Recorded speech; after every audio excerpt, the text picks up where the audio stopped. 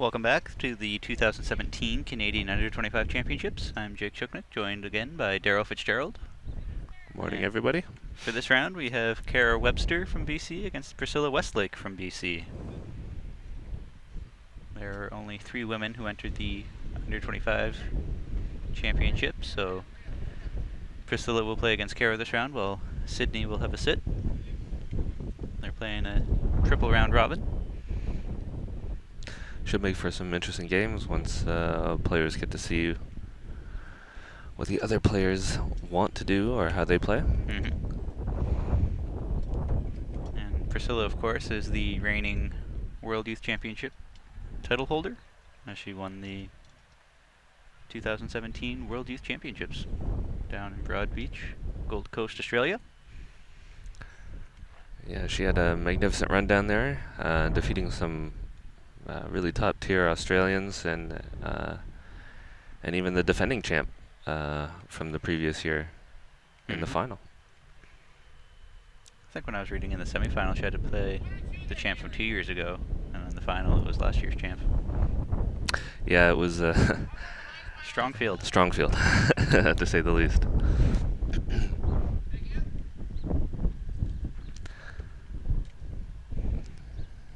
And as you might be able to see by some of the flags and umbrellas in the background, the wind is starting to pick up here, so we'll see if that has any effect on the bowls being played.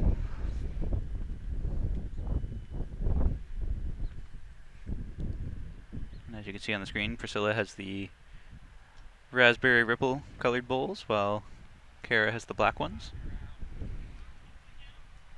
Very traditional. Black bowls are becoming actually more unique as the years go by, as majority of people are picking up colored bowls. Looks like both ladies are struggling to get that perfect weight here. Both are very consistent. Their first and second bowls are nearly identical.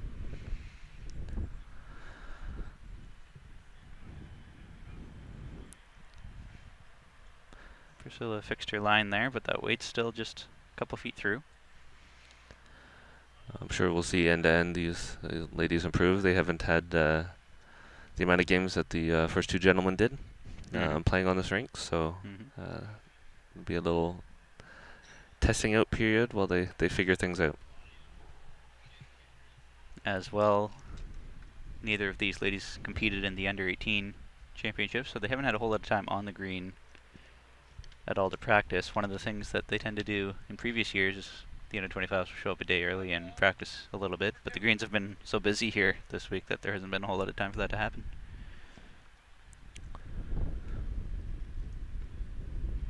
Priscilla's switching hands. Just looking for a nice little trail, I would think. Bring the jack back for 4, but just drawing in for another.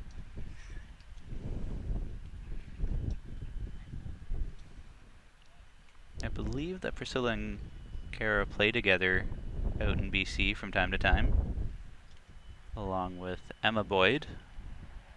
They play triples sometimes. Oh, took one out. That's a pretty good bowl there.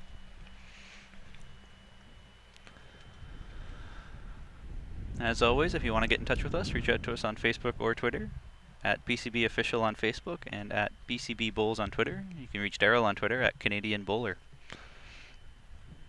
As we always say, we'd love to hear from you.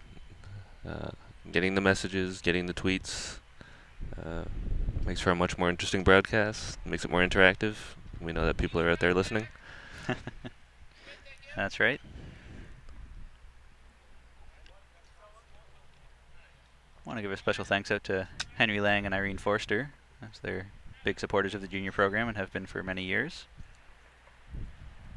as well as all of our other partners and sponsors, Government of Canada through Sport Canada, Coaching Association of Canada, Kukri, our official clothing supplier, MVP Sports, longtime supporter of the junior program,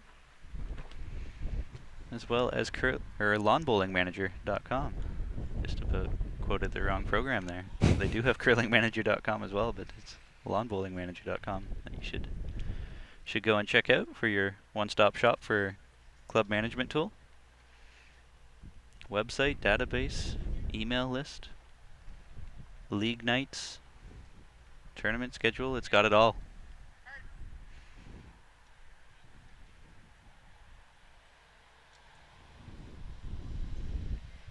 As we open up the second end here, it looks like Pricilla was probably 2-3 feet through the head. And Carah's coming up just maybe 2-3 feet short. Yeah, just making it on the camera there. So far the ladies have preferred the shorter ends. We'll see if that changes at all as the game progresses. Pricilla just sliding through again. Do you think it's intimidating at all for Carah or Sydney, knowing that Pricilla just won the World Youth Championships? It could be. I mean, there's a lot of great stuff that Pricilla did down under, but I mean, knowing the competitors that these ladies are, I'm sure they're more geared to take her down than they are afraid of what she has to offer. So Pricilla just has to play her game, and the same with Carah and Sydney, and just be the most consistent over all these rounds of play. Priscilla's essentially lived in Australia the past little while. She was there for the World Cup and then World Youth Championships and then back again for the Multi-Nations event.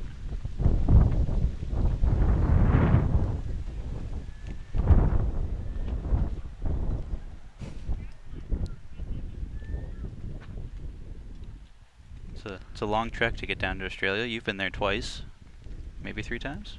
Twice. Twice? For sure, yeah. Both under 25's the last 2 years. Mm-hmm. It's been a fantastic experience. It's a wonderful country. Lots of great stuff to see and do, as well as, I mean, some of the top tier bowling greens that you're going to find anywhere in the world. Mm-hmm.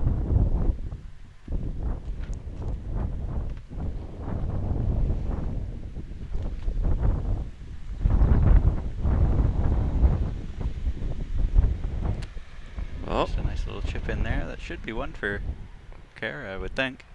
looks like it. Carah, of course, is the 2016 under-18 Canadian junior champion. She got gold medal last year out in North Vancouver. Was looking to make her a mark here in the under 25s in her first crack at it. Still one for Pricilla.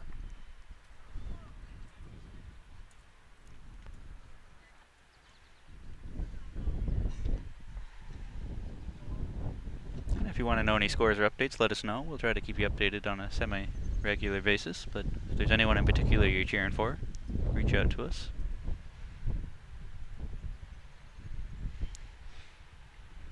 Lots of great competition going on in all the greens around here, so lots to update, lots to talk about. Mm-hmm. Looks like Priscilla's sticking with the shorter jack.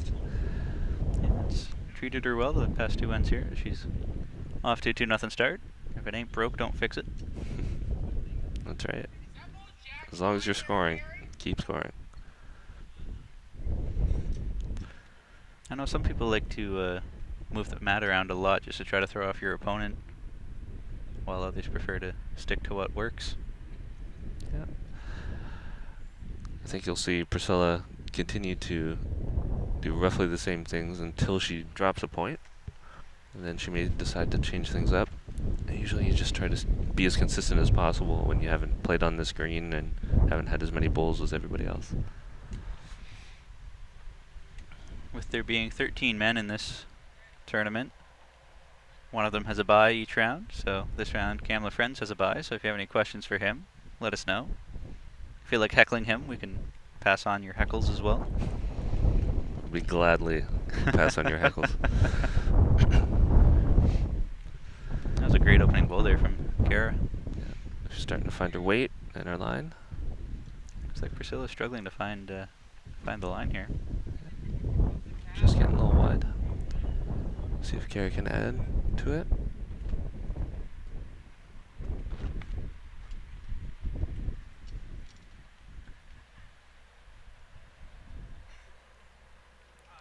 Just inside and light.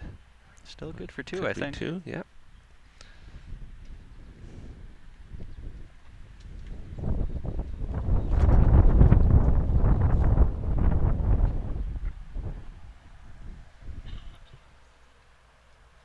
I think Pricilla's a little quick. I'm not sure if she's going for bull or jack, but just through.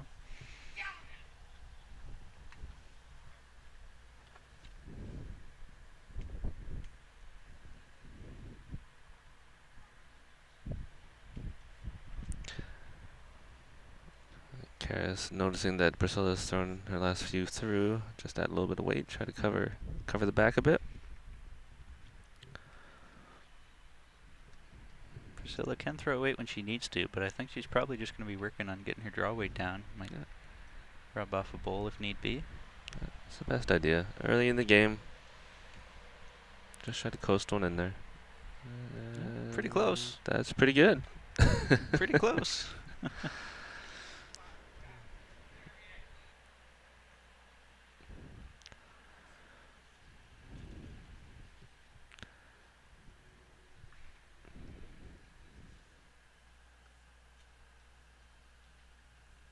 Carah with a great answer here. What a perfect bowl.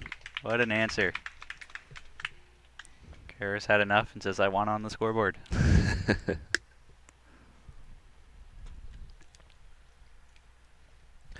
You may notice on green 2, you'll catch glimpses every now and again. Game between Ben Van Stein, who was actually on our feature rink earlier, and John Seitman. They both like to talk to their bowls as they're coming in, so you'll probably hear them talking as we play. Mm-hmm. Very passionate bowlers, the two of them. That's right. I know John's been incredibly eager for this event to finally get here. He's been waiting for probably a full year for today when he can finally play. Home province, home club. That's an excellent thing to get excited over. Mm-hmm. And we're happy to be here at the Dartmouth Lawn Bowls Club in sunny Nova Scotia. Yeah, it's been a great week so far, and lots of great bowls. The greens have been nice.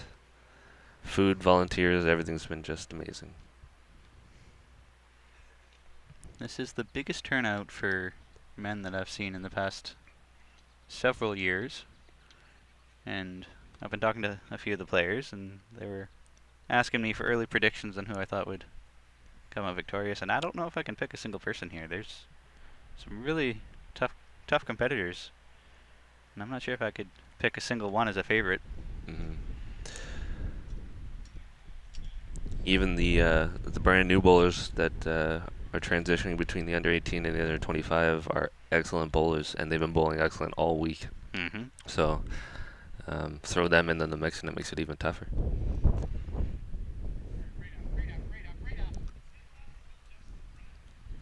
Carah's holding one, coming up a bit short up there on her second. Seems to have found her line on that side. Mm-hmm. Priscilla's asking if she's down 2. Mark is going to take a look, and he's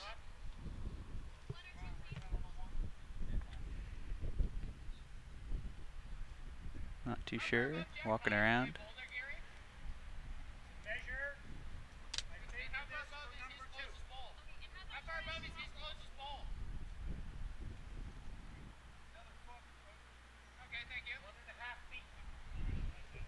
Lots of questions there from Pricilla for the marker. Priscilla's coming down the ditch side again.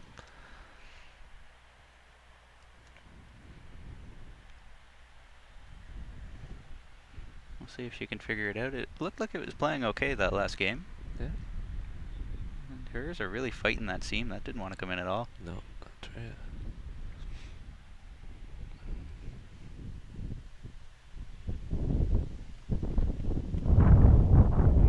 Carah just looking to improve on her already good position, but just gonna fly through with a bit of weight.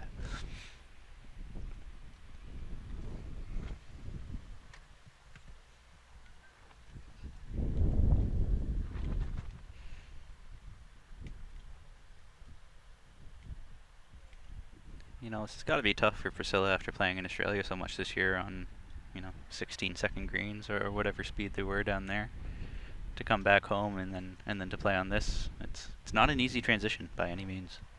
No, that's true.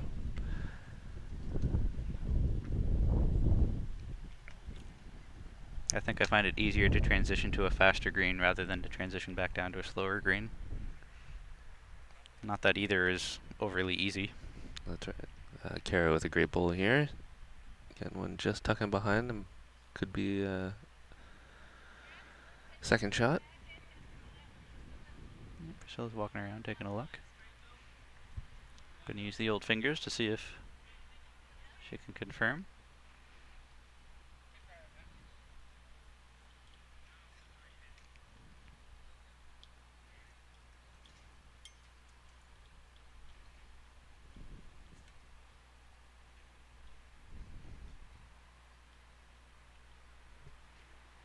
Looking around, Ben Van Stein's up 4-1 over John Siteman. Braden Campbell's up 4-3 over Mike Fraser. Josh Cameron's up 2-1 over Grant Wilkie. Owen Kirby's up 3-1 over Alex LeBlanc. Rob Law is up 4-1 over Carter Watson. And I believe Brandon Watson is up 3-2 over Luke Caldwell. Pricilla just pinched her line a little bit, so good weight, but I don't think that'll change much.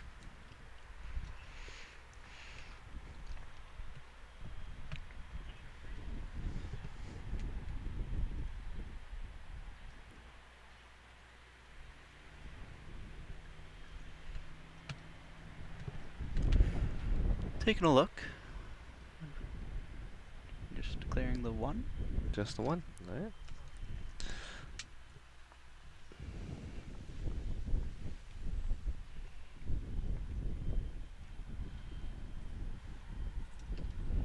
I believe we're all tied up at 2.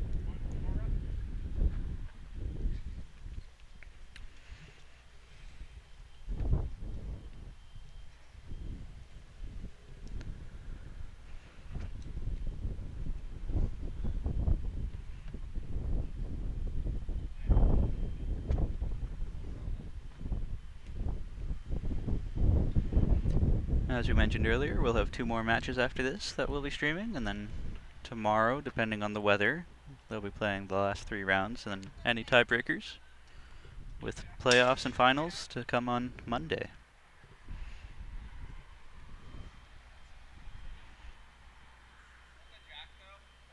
Still have an action-packed summer ahead of us, as this is the first week of championships. We have the majors in Victoria from August 13 to 19. Senior triples in Peterborough, Ontario from August 24th to 30th. The outdoor singles in Winnipeg, Manitoba from September 4 to 9. And the mixed pairs are in Pointe Claire, Quebec from September 14 to 19. And the last event is the indoor singles, which I believe are October 29th to November 4th, if I'm not mistaken.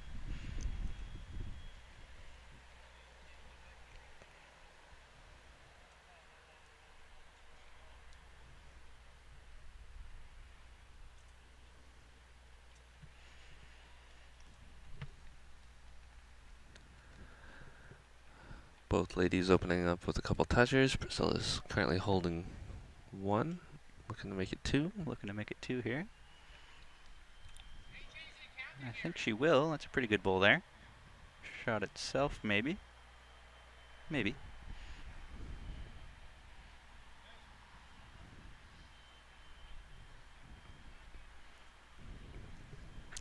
Carah has something to rest on with Priscilla's, but she may just draw this cold. I think she'll draw that cold. That's a pretty good bowl there. That's a great bowl.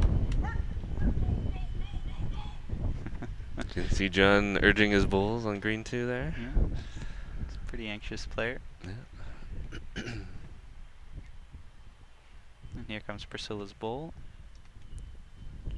Just a little wide, I think. I think she was looking to get the jack back, a little bit of a trail.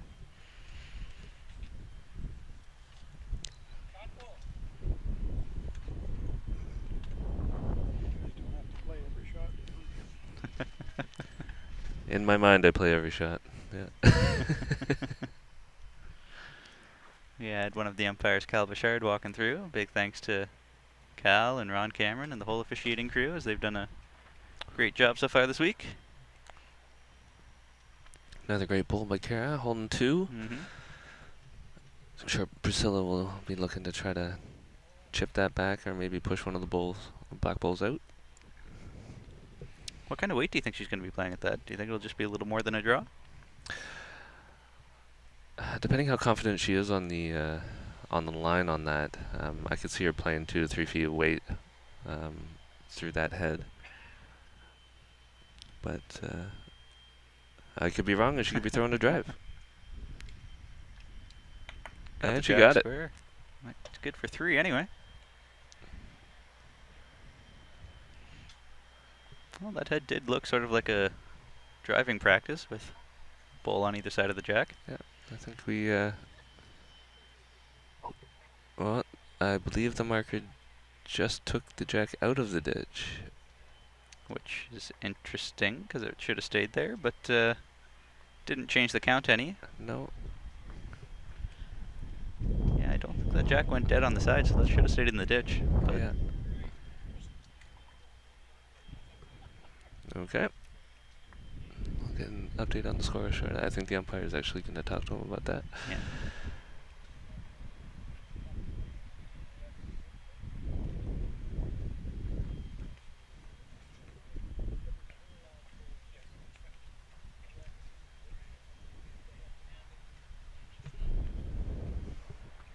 Alright, just a little pause in the action here while some of the rules are explained. Don't think it affected the end, the count on the end at all. No, it didn't make any difference whatsoever. But it's always good to go over things. Emma and Jane Boyd are watching the stream from PEI and cheering on all the players, especially Pricilla Westlake. So we got a quick nod to Pricilla there, all the way in PEI. That's a bit of a drive. Taking a little vacation after Emma played in the under-18s. And played she did. She played quite well, improving upon last year's performance, if I'm not mistaken. I think last year she got 4th, and this year she got bronze. Making her way up the totem pole. Yeah, slowly climbing the ranks. Yeah. Emma played extremely well in many of her games. So definitely something to be proud of and to celebrate and to look forward to getting to the next level next year. Priscilla's starting to put a little bit of pressure on here. I don't think Carah's quite used to that longer end.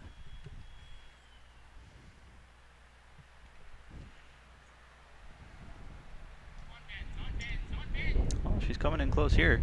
That shot itself. Excellent ball. I can't say I've ever seen her play before, but it looks like she's a very steady draw bowler based on these first few ends.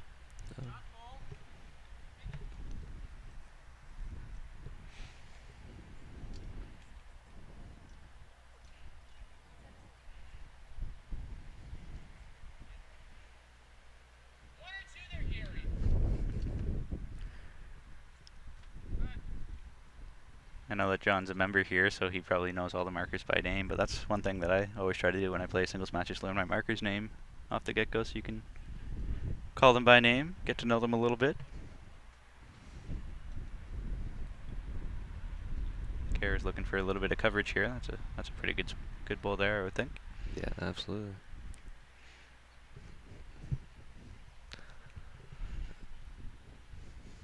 At least it puts the question in Priscilla's mind of whether to try to trail it or play through it. Yeah. She's been struggling on this ditch side, so I'm not sure which hand she's going to play.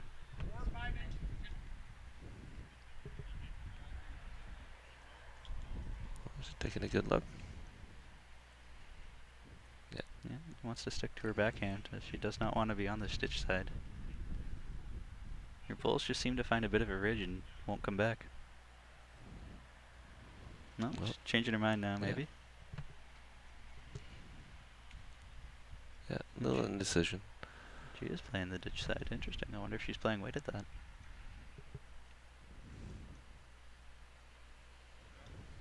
Looks like it's through the head. Yeah, not too aggressive, but definitely reaching. And got her. Got that ball out. Well, excellent choice. 2 in a look now there for Pricilla. We'll see if Carah can just replicate her earlier draw.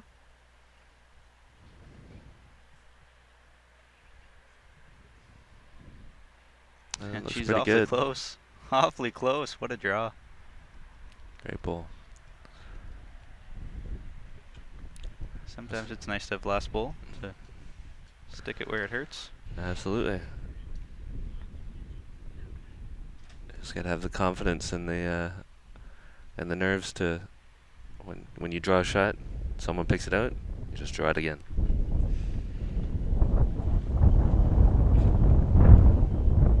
Confidence is such a crucial part of this game. Sometimes it doesn't really matter which shot you're playing as long as you have the confidence to make it. That's absolutely right.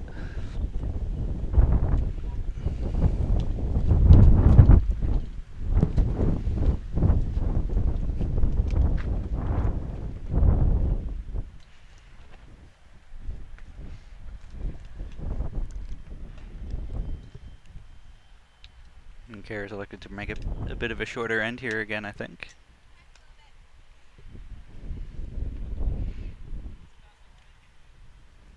Looking around, John Seitman's up 7-5 over Ben Van Stein. Braden Campbell's up 8-3 over Mike Fraser. Josh Cameron's up 5-1 over Grant Wilkie. Alex LeBlanc and Owen Kirby are all tied up at 4, as are Luke Caldwell and Brandon Watson, tied up at 4, and Rob Law is up 6-1 over Carter Watson, I believe.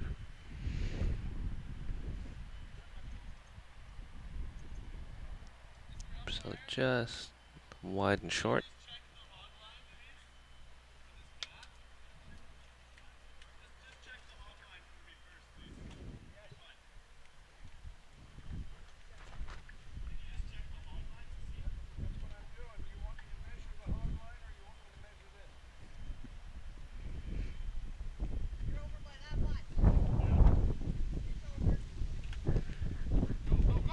Bit of a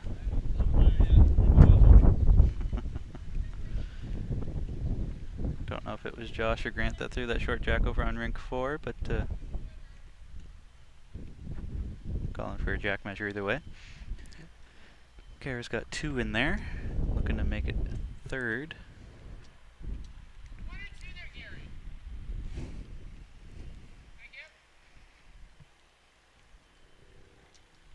Well, she's not too far away again. Might bring the jack with her. Not quite. Oh. Solid 3 there.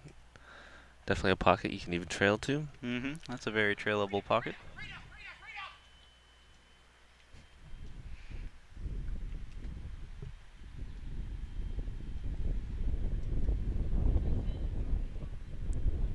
As always, if you have any questions or comments, reach out to us on Facebook or Twitter. At BCB Official on Facebook, at BCB Bowls on Twitter. Love to hear from you. Pricilla's elected to switch hands here, and that served her well. That's a pretty good bowl there. Drawn shot. That sort of takes away the trail and gets shot in the same go. Carah's sticking with that hand. She's bowled it extremely well. Mm-hmm.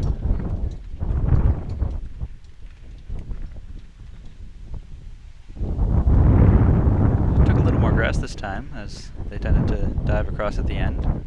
Great weight. Just didn't want to come back. Looks like Pricilla's holding 1 right now. Mm-hmm. Yeah, as indicated by the marker.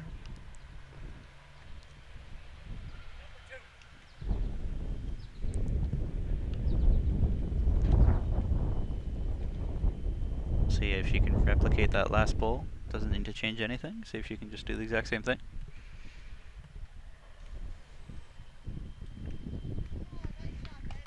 And I think that should be good for 2. Drawn for 2. Yeah.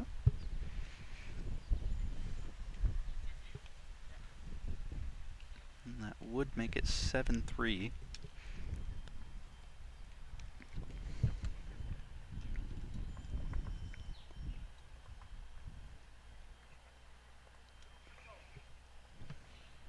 And that's official too for Pricilla.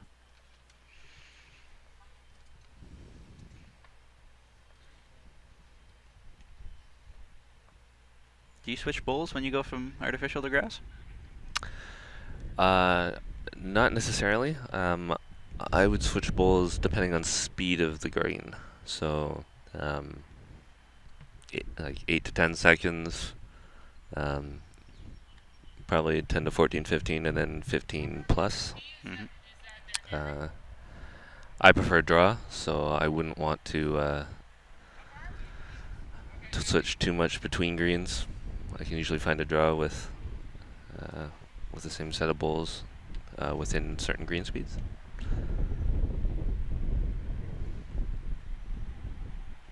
Excellent bowl by Pricilla there. Front resting toucher. It's a beautiful start. Speaking of green speed, I don't know if it's the same for you, but I found back when I did used to bowl a lot, I'd travel around to a lot of clubs, and they would over-exaggerate their green speed by a fair bit, which is kind of deceptive and disappointing. But if you are curious to find out your green speed, I would strongly recommend going to mvpsports.ca and look for the, I think it's the SRPM, SPRM. Can't remember the order of those letters in that acronym, but it's a little ramp that you release the jack, and however far it rolls, you can tell what speed your green is based on the distance the jack goes, which is a pretty accurate way to tell speed, because then you're not looking to roll a bowl, 90 feet, is I think how they measure green speed traditionally, but having a fixed ramp and just letting it roll and however far it goes you can relate to speed is, in my opinion, a much more accurate way of measuring green speed. And it makes for a more universal way to compare.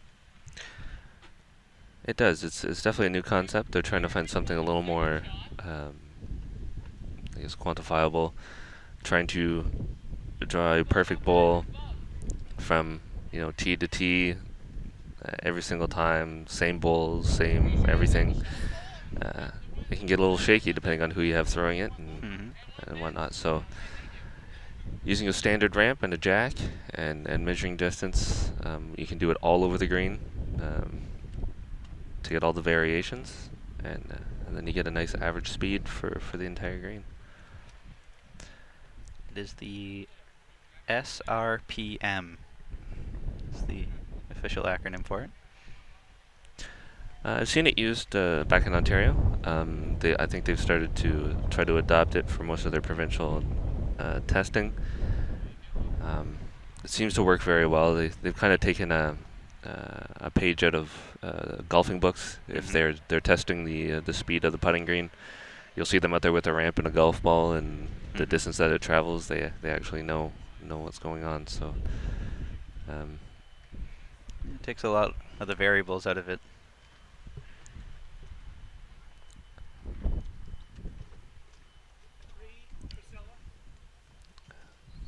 Good 3 for Pricilla. Just gonna bump up that score to 10-3. Just as she does that, we got a tweet from Jane Boyd saying, "Go #BC players, #lawn bowling, #lawn bowls, #." Well,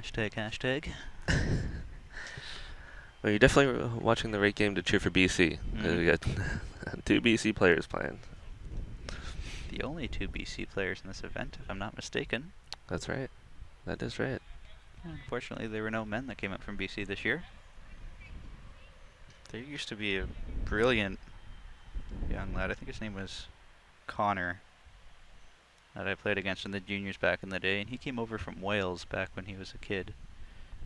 And he was one of the most steady draw bowlers I've ever played against in Canada, and I believe he won the under-18s 2 years ago? Probably 3 or 4 maybe, I don't know, but I was kind of hoping he'd be out here for that. Brilliant bowl there from Carah. That's a great response.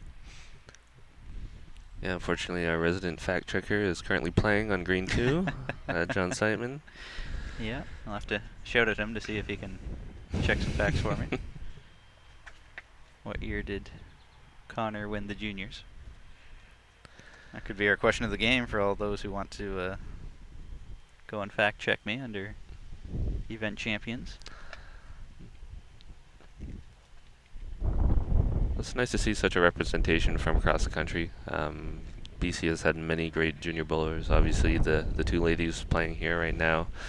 In the past, guys like Connor and Steve Santana. The Sandman. Yeah. Ontario as well. Many provinces. And right here, there's some excellent bowls being displayed by all the competitors. Good tight scores, competitive games. It's really a pleasure to watch. Being here in Nova Scotia, I would have to think that Nova Scotia bowlers are up on the rise here, as Braden Campbell won the juniors 2 years in a row prior to this year, and Cam LaFriends is on our senior squad, so they've got a lot of up-and-comers as well. Absolutely. I'm told that Braden's little brother Liam is a heck of a bowler. I think he went 5-2 in the juniors, if I'm not mistaken. Yeah, he was bowling really well. Definitely one to watch going forward. And I know Nova Scotia had some very, very new bowlers bowling in the juniors, and you could tell at the end of the whole event they were hooked. So I'm sure they have a couple that are going to be moving up the ranks very, very soon. Mm-hmm.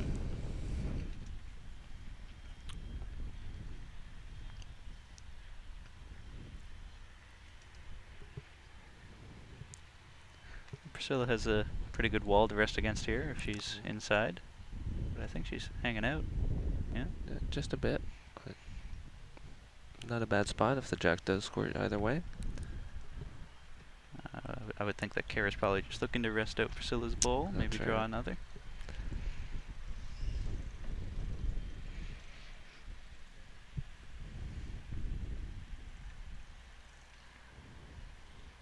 Oh, look at this. She has her draw weight down so perfectly. Unfortunately, I think she only got one out of that. Yeah, pushed it a little closer to Priscilla's, yeah, but took it the wrong way. But that's a good bowl nonetheless.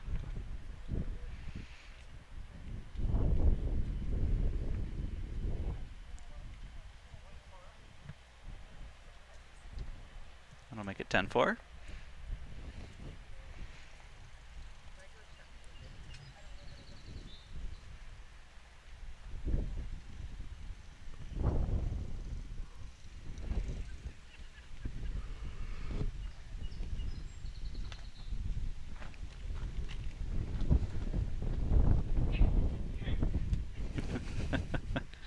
John Seitman made a pretty good shot over there on ring 2.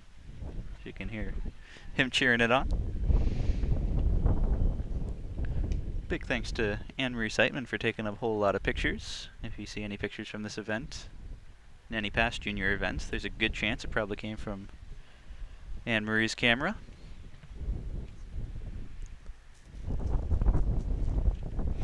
It's a pretty impressive camera, so we're very pleased that she's able to take the pictures she does and share them with us. It is. Carah just drawn about a foot and a half short of the jack. Not a bad opening bowl. If you want to look at any pictures, we do have a Flickr account on our homepage up at the top. There's a little logo with 2 dots, and that's for Flickr. Pricilla with an excellent bowl there. Great bowl there from Pricilla. Oof.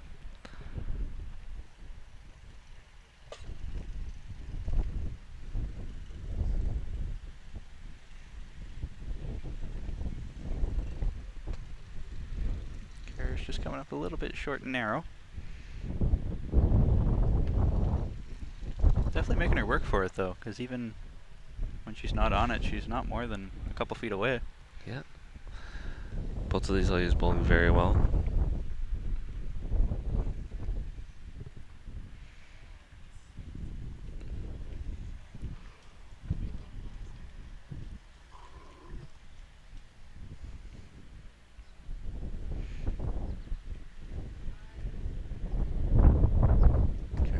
Excellent weight adjustment, just sliding by for a solid second shot. Gives her a lot of options for her last bowl. Yeah, she's got 3 seconds right now.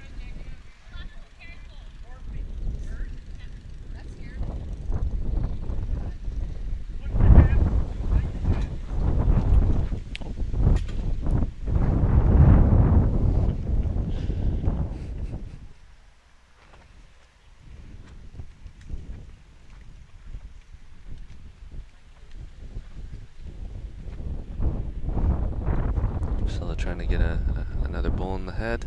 Just past Carah's last bowl.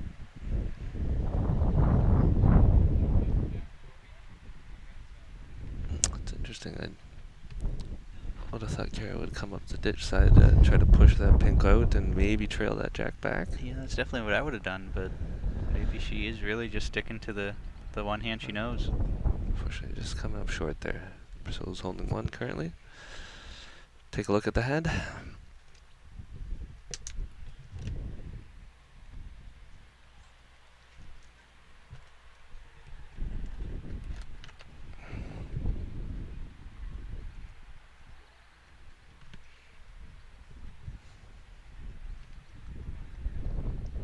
Kind of a tough spot to be in for Pricilla right now, as you don't want to be pushing any of Carah's bowls in. It's a little bit of a minefield out there. You push one a little too aggressively and that could change the head. I can see just Pricilla just trying to coast in onto Carah's back black bowl. Nothing too crazy. So Jane Boyd tells me that they're going to drop by the Sherwood Lawn Bowling Club this afternoon to check out the one green in PEI. Should be a good time. They've got a quaint little club, from what I hear. Ooh, that close. Might not have been ideal for Pricilla. But not quite. And yeah, if anybody's looking in, anybody out there in PEI watching this stream, look out for some lawn bowlers coming your way. That's right.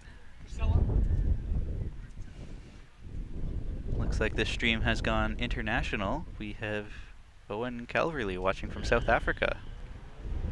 Enjoys seeing the young bowlers in action. Wants to know what the green speed is here. I believe this artificial tends to hover around 12 seconds. I've heard that it can get up to 13 or 14. I'm not sure what it would be today. I don't know if they measured it or not. My guess would be probably somewhere between 12 and 13. Yeah, as you've said in previous casts, the green speeds up when it's cooler rather than hot. So the sun beating down on it may slow it down just a tad. Yeah, as Terry was explaining to me the other day when he was here, that when the green heats up, when the bowl is delivered and travels along the carpet, it actually, I don't know how he phrased it, but sort of digs into the carpet and makes a trail with it, so it slows it down, sort of spreads out the carpet. But when it gets cooler, then the carpet just sort of seizes up back up, and so the bowl doesn't make trails in the green, I guess. I'm sure I butchered the description for that. Terry does a much better way of explaining that than I ever will, but yeah, you'll have to go talk to Terry O'Neill to find out the proper wording and terminology for that.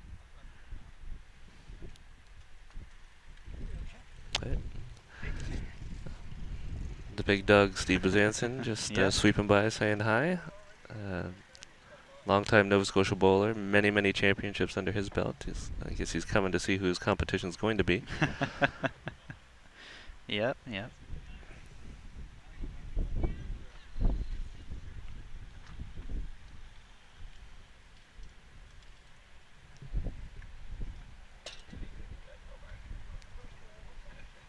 Carah with another excellent draw here, just a slide by.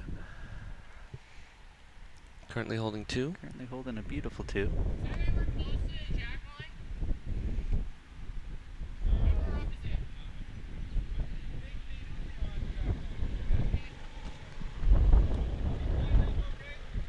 Priscilla's looking to use those 2 bowls to come in for shot, I think. Just squeaking by. Just squeaking by.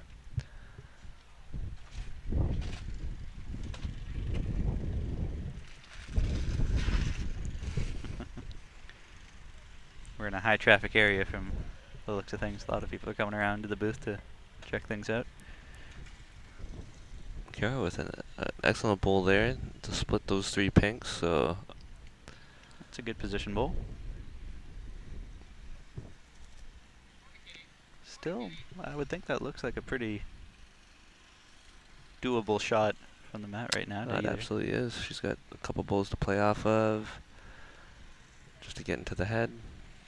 grab the jack, rest the bowl, draw it clean. Lots of options. But I think she's just a bit wide. Just wide.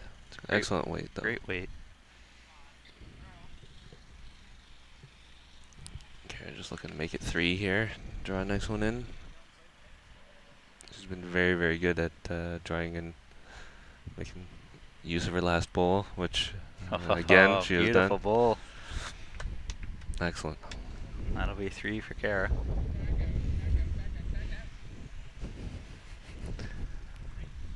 Not too often do you hear someone asking for that. Yeah. Asking for a Bowl, bowl to please back out.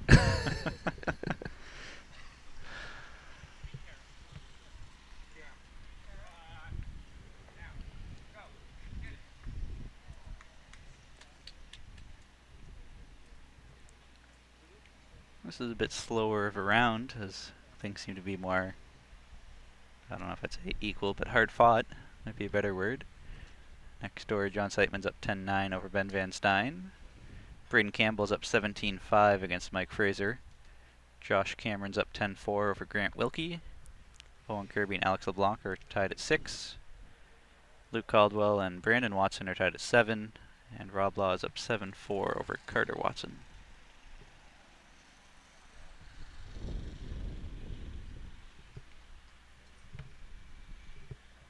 I think Carah likes to have that mat pretty close to the tee. Doesn't like to bring it up much at all. Yeah, no. Just being very consistent to the weight that she likes, and there's another good opener. Jack high, just a little wide. Her weight control has been phenomenal this game. Very consistent.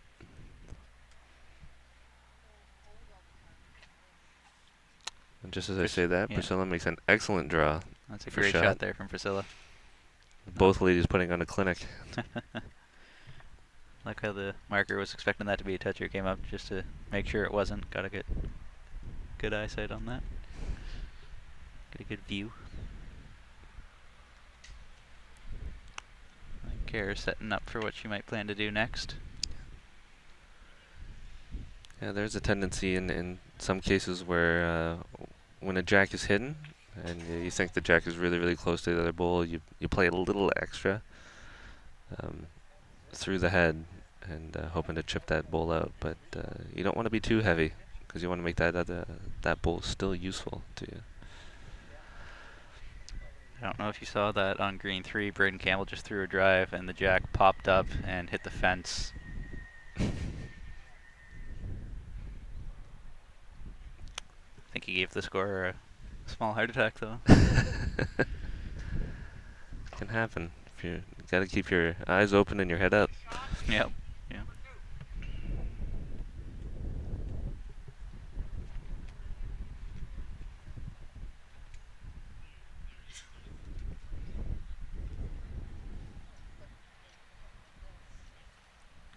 Priscilla's just through. I think you're gonna have to go pretty big weight at that to get the jack back far enough. You don't want to be moving it a couple feet, 'cause then you're down 2 or 3. Okay, just gonna take a look to see exactly how close it actually is. You can't quite tell from the mat sometimes whether it's a couple inches, really, really close, or even a foot beyond. If she goes with this dish side, she could play hers onto Priscilla's to try to get it out. But that's not the case. She's sticking with her backhand.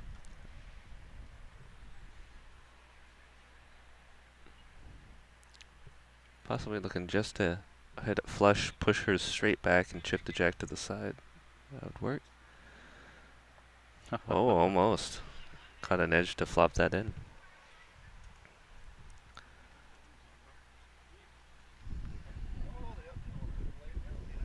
Oh, so Barb Westlake's watching from BC. Enjoys listening, but only knows my voice. That's unfortunate. Not too many people would want to listen to this on a daily basis, but wants to know about the other announcer. So, the other announcer is Daryl Fitzgerald. Barb, how do you not know it's me? The coach of the youth and development squads. Newly appointed as of, what, this spring? Yeah. Yeah. Yeah. So Daryl looks after the youth and development squads, and then we have Terry Scott looking after our senior squad. And there are actually a few players that have the benefit of working with both of you as they're on the youth development squad and the senior squad. That's right. Yeah, they have the advantage to go to either coach, get some advice, listen to us ramble on about the good old days, all that kind of stuff. That being said, I'm sure if any senior squad athlete wanted to come to you, I'm sure they could. I don't think you'd really turn them away. Absolutely not. We're there for the whole team. Try to align our programs with the full top to bottom team, not just small groups. So, so Barb, while you're watching, who are you cheering for? Yeah, 3 guesses on that. First 2 don't count. Yeah, no. It's a pretty good opening ball there from Pricilla.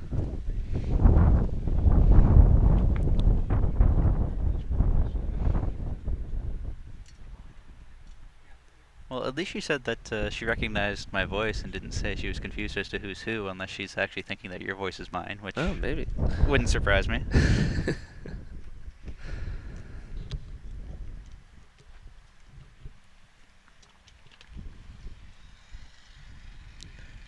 Priscilla's coming up a few feet short there. Seems to have found the line out right, though.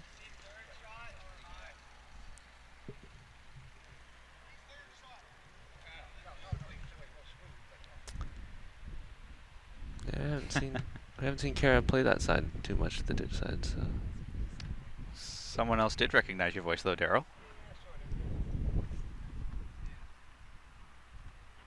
Oh, really? I hope I'm not butchering this, but Anik Lau? Yep, that's Grant's mother. Oh, okay. I'm able to meet a lot of great parents that actually make the trek down to Broad Beach to support their kids, and Grant was down there with me 2 years ago, competing, and Anik was there. Very pleasant lady. So hello, good to hear from you. She was down there with Barb at the same time. So. And Barb just said that she's cheering for BC, so that's not a very. That's way too PC for this program. Yeah. And Granny wants you to know she's watching too, so we've got oh, perfect. The whole Westlake clan tuned in.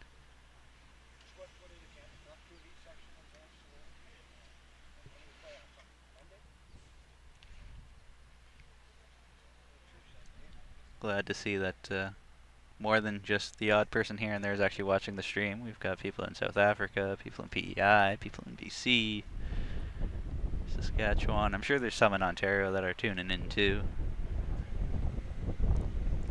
Start messaging. Start letting us know. Yeah, let us know. We'll give you a quick heckle or a shout out, depending on who you are. That's right.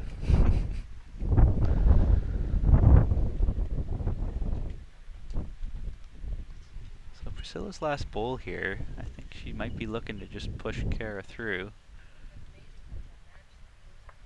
Just caught an edge. Yeah. So Carah's lying 1 with last bowl to come. Probably just be looking to draw in for 2. Yeah. The option for trail for 4 is there. So if she does happen to be a foot or 2 through, it shouldn't be too much of a problem. So there's no reason to be short. She is playing this ditch hand. Yeah.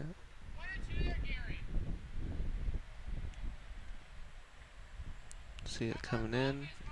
Yeah, I think she had the idea that she could play just a bit through to trail it, but that's great weight for the shot. Take a solid 1. Close the gap. 12-8.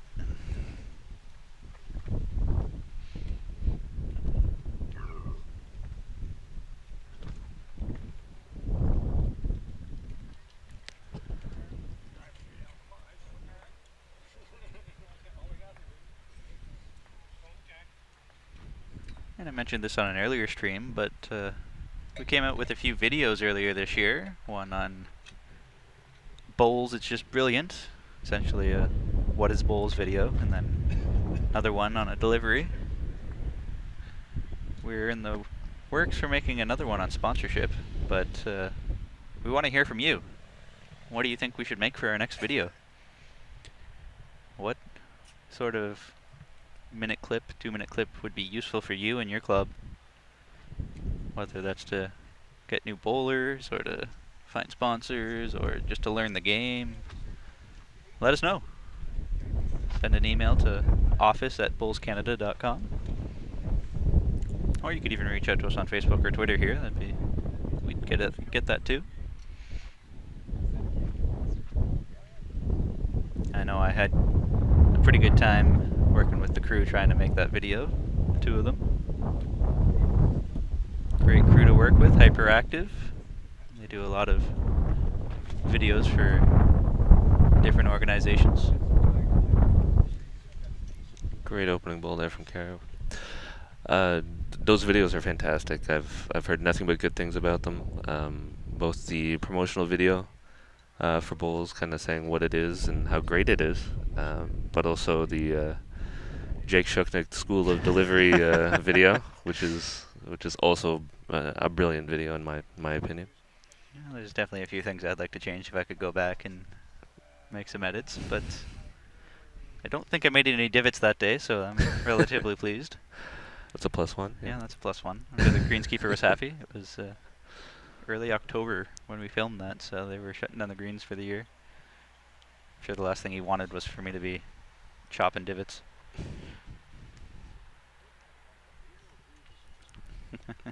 Charlie Taylor tuning in. Good luck to everyone, but cheering on the Sasky crew. Go Sydney, Brandon, Carter, and Grant. #BleedGreen. #BullSask. I wonder if he's a Rough Riders fan too. Bleed Green. Whenever I talk to someone in Saskatchewan, I just assume they are. Wonder how long before Ernie Mead chimes in.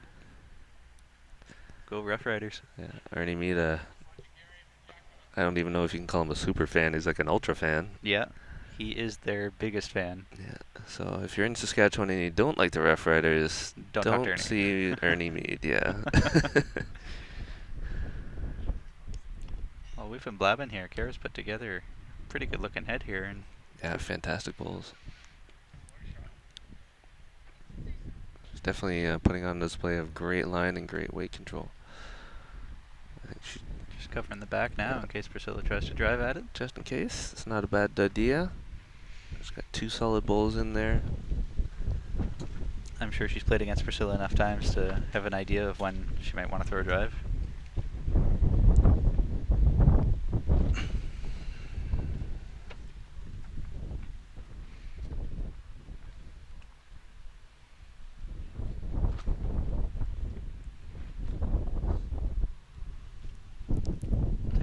Hard look at that. That's tough now. If you kill it, then you're still down 1.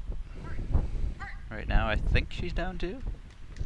I would believe she's down 2 based on the angle of those bowls. I think she just wants to touch Carah's bowl and sit on top of it without moving the jack too much. But we'll see if she actually throws some weight at it and sees if she can move it. Yeah, she's going through the head. Definitely reaching.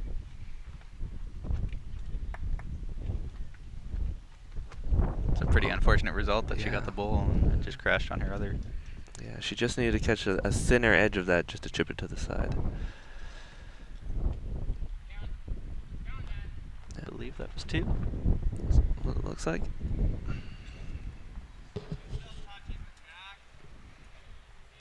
Yeah, 2 for Carah. Makes it 12-10. This has been a long fought battle back, but she's just down 2 now. Looking around, we've got one of our greens is very close to finishing up. We got John Seitman up 14-9 over Ben Van Stein, but it's Braden Campbell's game that's almost finished. Braden's up 20-6 over Mike Fraser. Josh Cameron up 12-8 over Grant Wilkie. Owen Kirby up 10-9 over Alex LeBlanc. Luke Caldwell up 10-9 over Brandon Watson, and Robbie Law is up 10-6 over Carter Watson.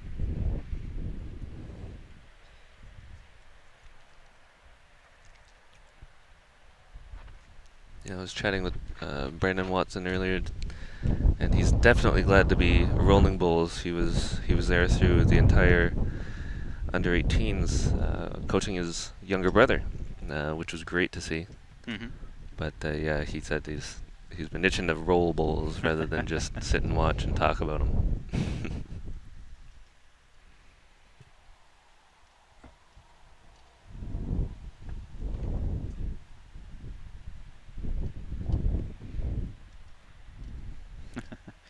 John Tupper saying, careful now, CB in that region of Canada means Cape Breton, one of Nova Scotia's most scenic regions. CB sort of looks like BC.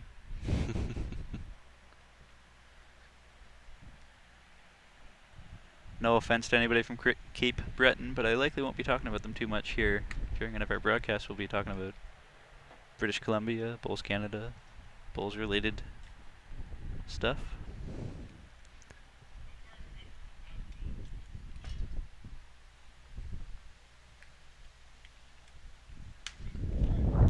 Pricilla just throwing 2 wide bowls, and Carah's looking to come in here. She's really trying to claw her way back into this game here. Just through the head.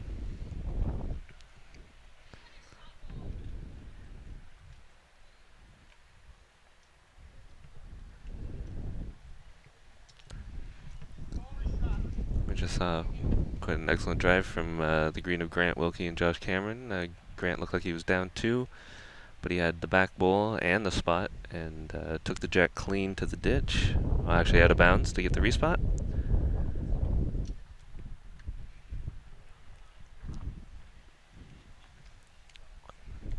Lots of pressure there on Mike Fraser on green 3, as you can just see in the top right corner there. Braden Campbell's lying 2 right now, which would give him the game. He only needs 1. Mike Fraser only has 1 bowl left to come to try to stay alive.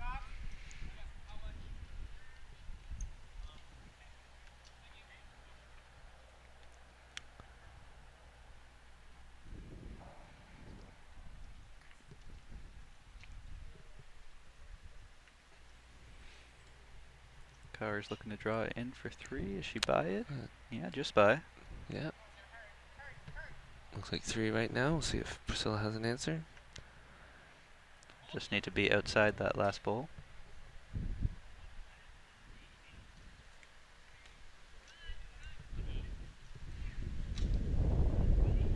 I think she's inside. Yeah, over there with her first 2. So I believe that might be 3 for Carah. Yeah, one of the looser ends that we've seen so far. And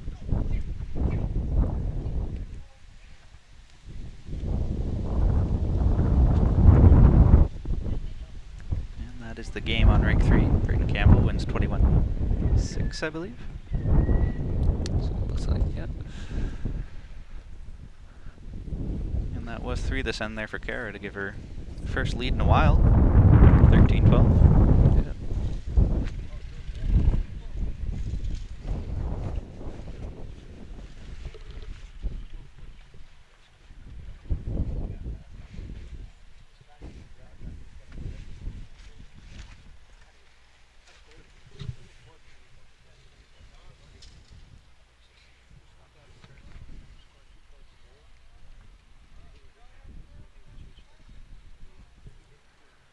So if you're interested in getting involved with Bulls Canada, we do have a new tab on one of our web pages. It's called, under Get Involved, you'll see a web page called Opportunities. And there you'll see job descriptions for being on the board and any of our committees. So there are plenty of ways you can volunteer with Bulls Canada and try to make a difference in bowls. I know that it can be tremendously rewarding to work on the board or for any of the various committees. I have the pleasure of working a little bit with the competitions committee and officiating committee. meetings every now and again to make some changes, make some updates to things, and address any issues as they come along. It's kind of a nice way to have your say in what goes on with bowls in Canada. Yeah, our whole bowls community here in Canada thrives on volunteers and the efforts of people to make the sport better. So if you can get involved, definitely get involved and make a difference in our sport.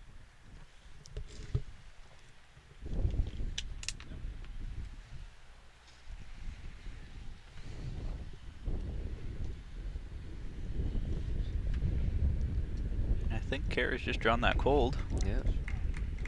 It's a heck of a bowl.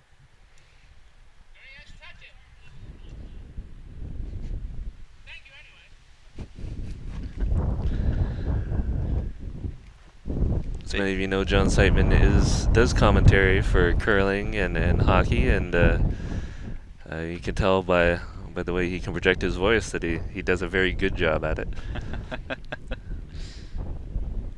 Yeah, he's not too quiet unless he's playing well, is what he told me just before this game, but his mom quickly leaned in and said, "You're full of it." You're loud all the time.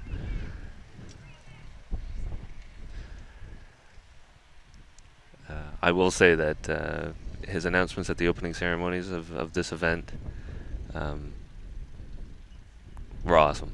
Mm-hmm. He did it almost like a basketball or a baseball or a hockey game, where announcing every player as they came in and made them sound like superstars. Yeah, yeah. Here's player A, who's won this, that, and the other. Yeah. Player B, who did this back in that year. Yeah, he's excellent job by John Siteman. He's got one of the best memories for bowls that I've ever met. He can tell you stuff that you wouldn't believe. Yeah. Without even looking it up. Yeah, no, he just knows. He was quizzing me on a game that I played in the Forster-Lang pairs in 2014. I couldn't remember who I played in the final, and I didn't remember what happened, and he was telling me all about it. He wasn't even playing. It was a game that I played, but no, he's got great memory for that kind of stuff.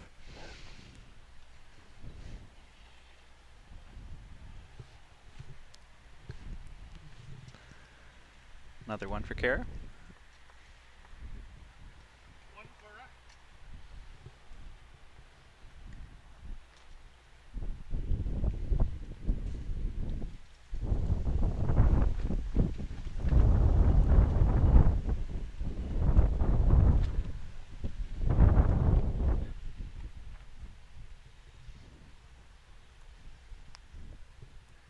Over on rink 4, Grant's been playing with the mat a fair bit because Josh is up 12-9. Grant brought the mat up 3/4 of the way. I love seeing that. I love watching when people play with the mat and try to get that advantage. Well, it's interesting because I haven't seen it on any other rink. Maybe up a couple feet, give or take, but nobody actually taking the chance to make a statement by moving the mat up and throwing the jack. So it's really nice to see some strategy coming into play here. Mm-hmm. And beautiful opening bowl. What a bowl. Every time you turn around, she's drawing one close. Not sure how long she's been playing for, but she's a heck of a bowler. Putting the pressure on the defending World Youth Champion. And Pricilla's looking to respond. That's not too shabby of a second shot. No. Just short of the shot ball. Carah, of course, plays out of Lake Hill Lawn Bowling Club, while Pricilla's from Swanson. Hope I pronounced that right. I'm not going to try because I'll butcher it too.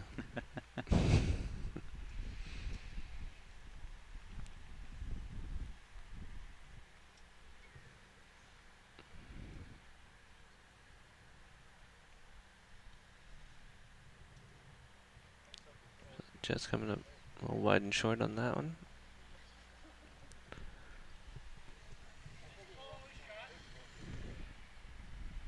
Carah switching hands. She wants to make sure that she doesn't push onto Pricilla's front bowl there. think ideally she might want to just flop hers over. Yep. She's coming up well short on this one. Great line.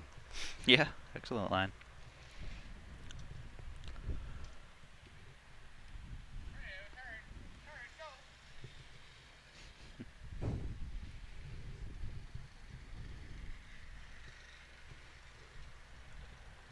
See how close Pricilla is on this one. Her weight's a lot better. Yeah. And the flop for one, probably.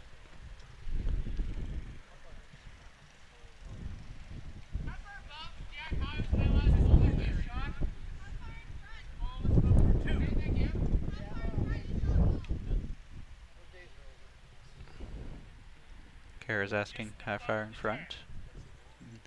It's just above. She could go up and look at the head if she wants on her last bowl. Yeah, she could definitely go take a look. And entirely especially up to when her, she's looking for information, but I think she's made up her mind about what she wants to do.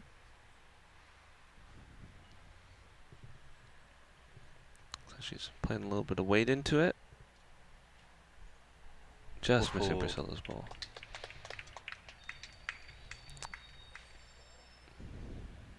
They are, of course, playing with the respout rule here. How do you feel about that?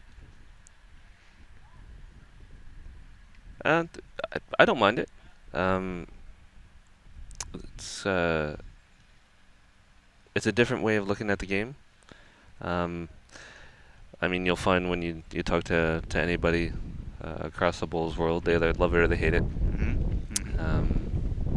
It takes some shots and certain types of strategy out of the game and adds others in. So just your preference of playing, and I guess arguments can be made for and after. I don't mind either way of playing, so give me open ends or respot, and I'll play both and enjoy both. John Tupper gave us a suggestion for our next video to play with mat placement, and walking the mat would be a good video, using the respot to control distance. Short. Looks like one for Pricilla, but yeah. Yeah, that would definitely be a pretty good strategy video, I suppose. Strategy 101 on mat placement, respot.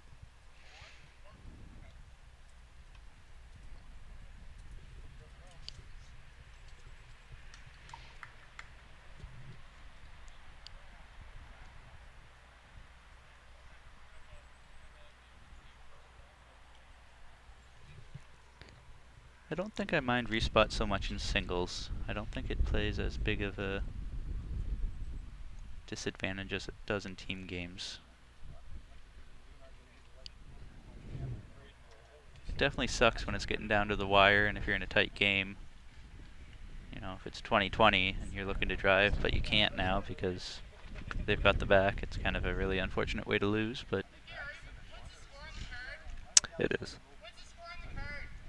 And when you need a bigger end in a team game, obviously, if they have a whole bunch scattered in the back and you drive it out of bounds, the likelihood of you getting multiple points is even lower. So I do understand the negatives of the respot, but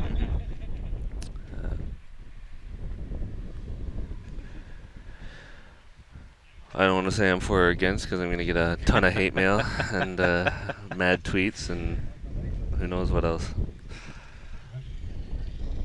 Yeah, definitely. I don't think I could say I'm for respot, but I don't know if I can say I absolutely hate it either. Yep, that's fair. So with a nice bowl here, beauty hold shot 2. there.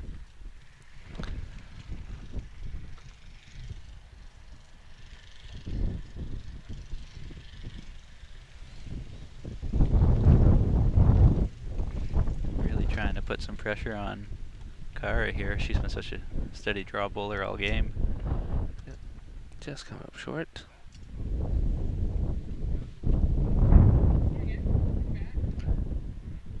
Priscilla's asking if she's 2, which the marker will say, yes, you are. Carah's last bowl forced her to switch hands, though. think Pricilla likes to play this hand based off of earlier on in the game. She got a little wide on that hand, and now you can see it carry right through. Yeah. Just won't come back. Not fully, anyway. And sometimes that can just be the type of bowl that you have too, the line that you're taking.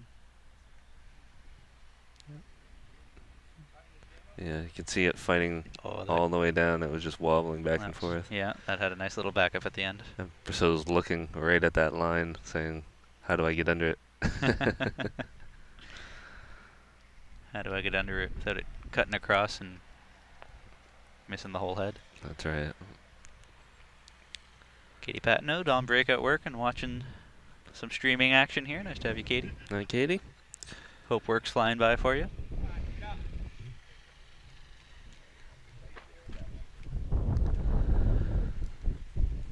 We'll see how Priscilla's bowl will react to this. I think she took a slightly different line. Yeah, so just gonna fall underneath and short.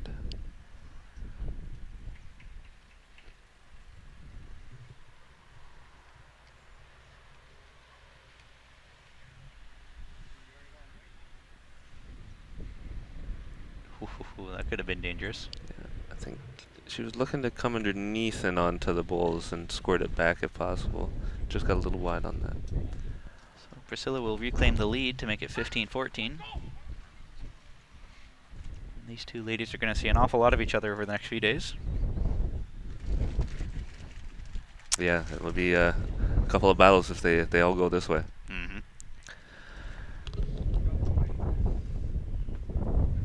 See, on rink 2, Ben Van Stein is actually making a comeback. John Seitman was up, I believe it was 18-9. And Ben picked up a 4 and a 3. I think it's 18-16 now. Bang, bang, boom. That's a big way to make a comeback.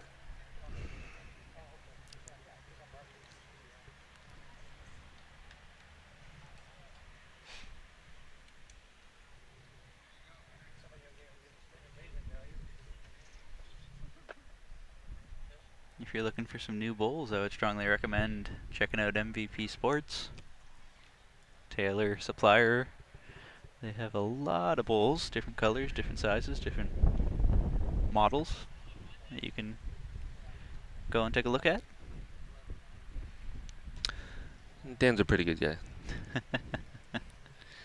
I know you're more partial to Henselite, so that would be that'd be going through, I guess, Vince Mai out in BC. Are there any other Henselite suppliers? No, he's the only one right now in Canada. Okay. But as I always say, as long as you get a good bowl and you can play well with it, stick with it, regardless of the model. Right. I always play with Tiger bowls. I just prefer the actual narrow profile, which fits in my hand nicely. Mm-hmm.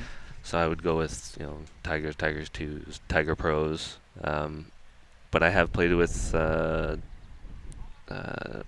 Taylor Aces and SRs, and they've both worked fine for me as well. So. Oh, beauty bowl there from Carah. Great bowl. And the flop. But I deal with Dan a lot. I know he knows his product. He knows his bowls. So if you're looking for advice, you definitely go to him.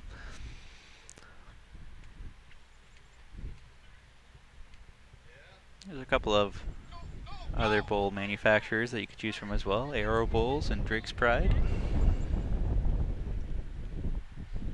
are a couple of big ones that come to mind.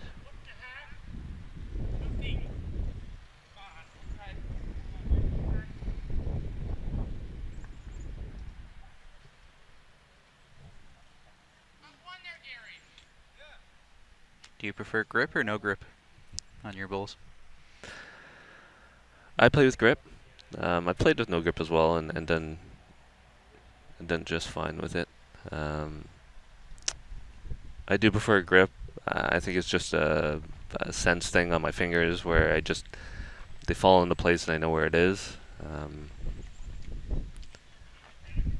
But I know that people that absolutely hate having a grip on their bowl.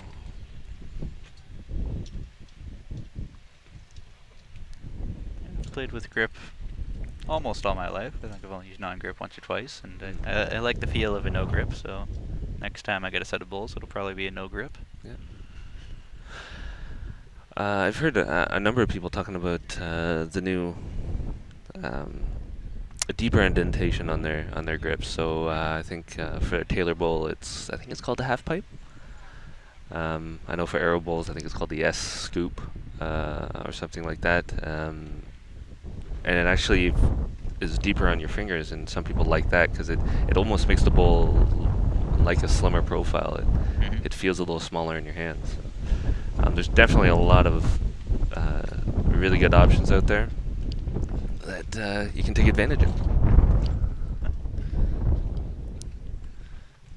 As the wind's picking up here, we'll try to talk a little louder so you can hear over it, but hopefully it's not coming too loud through the mics. Yeah. Currently, I'm just being an anchor for our tent here in case it flies away. If you see me sailing over into Nova Scotia, you know something went wrong. Yeah. Daryl's off being the next Mary Poppins. Coming to a neighborhood near you.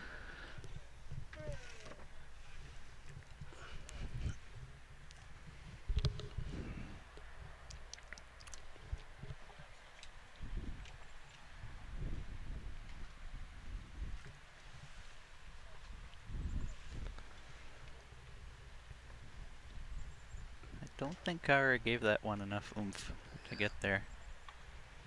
Not quite.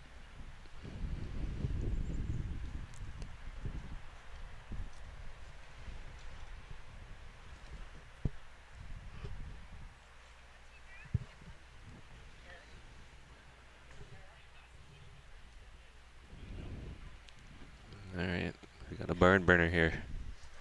15-15. It's always nice when you get a game on stream where you're treated to some excellent bowls, and both players have been making some excellent shots, draws, and playing the game really well. A little tap here, a little push there. Not a whole lot of drives. I don't think either player's really thrown what I would call a full-out drive.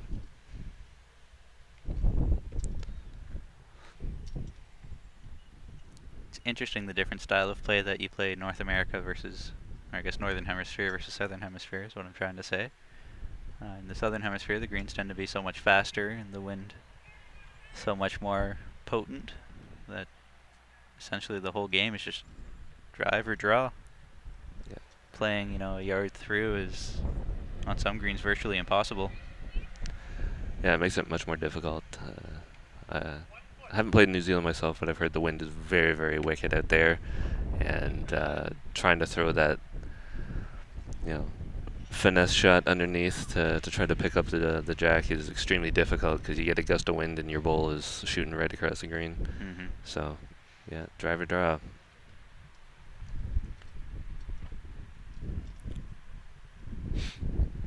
Most of the major bowling events will be in the Southern Hemisphere for the next few years. We've got the Commonwealth Games next year in Gold Coast, Australia.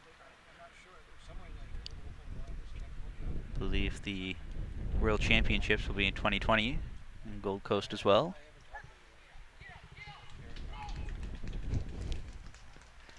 You can hear John Sightman on the next rink just cheering his bowl on as he didn't quite touch, but he's right next to the jack.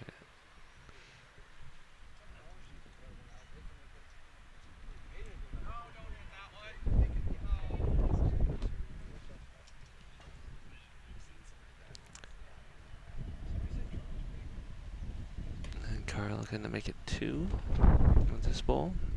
I believe she's currently sitting 1. Yeah, and I think she's coming up a bit short though. Just a bit short. Another 2 feet to get in the count, 3 feet to be on the jack. When people told me about how fast the greens were in Australia, everybody that I talked to said when they went down there, it was just thump in the ditch, thump in the ditch, thump in the ditch for their first few ends. But I didn't find it to be that fast on the greens that I was playing on, but that's because they were a little slower. But I guess I have played on relatively fast greens before, but what I found tricky was coming back to Canada to then play on even a 12-second green was just incredibly hard to adjust to. Great shot there from Pricilla. Absolutely. You just don't, it's not quite the same touch. It's very finesse to get your draw down Mm-hmm. in the southern hemisphere. Up here, it feels like a heave after playing on that. It does, absolutely. Game on Rink 2 has just completed. John Seitman has beaten Ben Van Stein in the final end.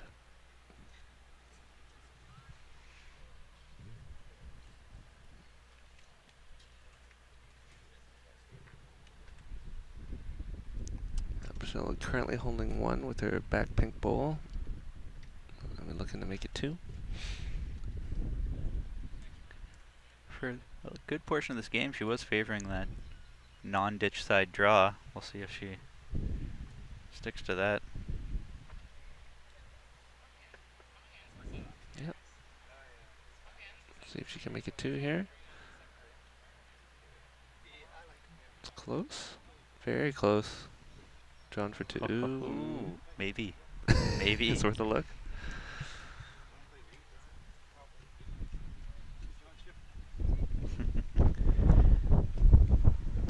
I fell asleep at the wheel here. Facebook's had a few comments in the past half hour.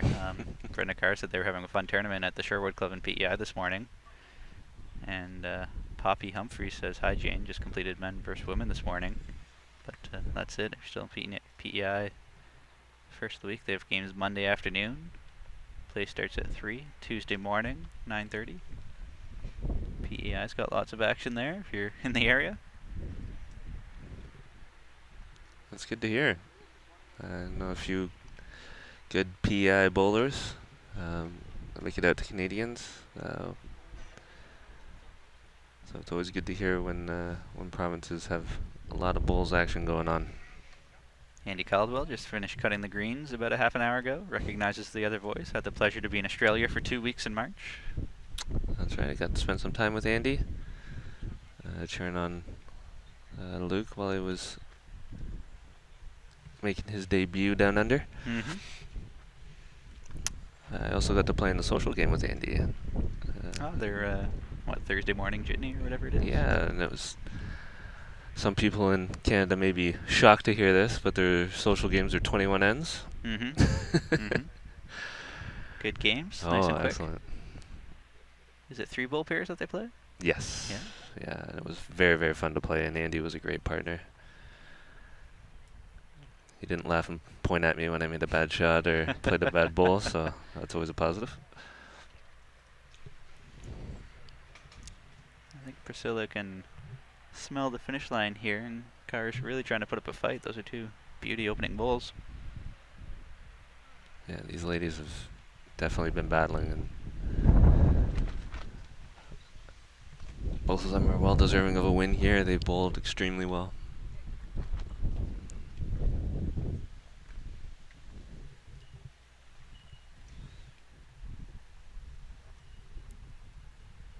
Carah's just been making excellent adjustments. Stellar just shot. trailed off. That's going to be tough to get out.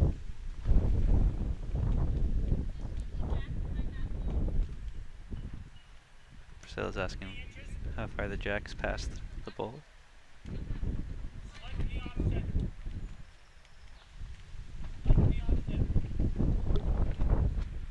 That's an interesting question. I don't know if I've heard anyone ask a marker that. What's the position of the jack off the bowl? Just slightly off center. So trying to give herself some options here, get something in a good position, and this is a heck of a bowl. Oh, that's a great spot there. I'm kind of surprised Pricilla didn't follow that down. I thought for sure she'd come down and take a look. I wouldn't be surprised to see her come up and take a look now.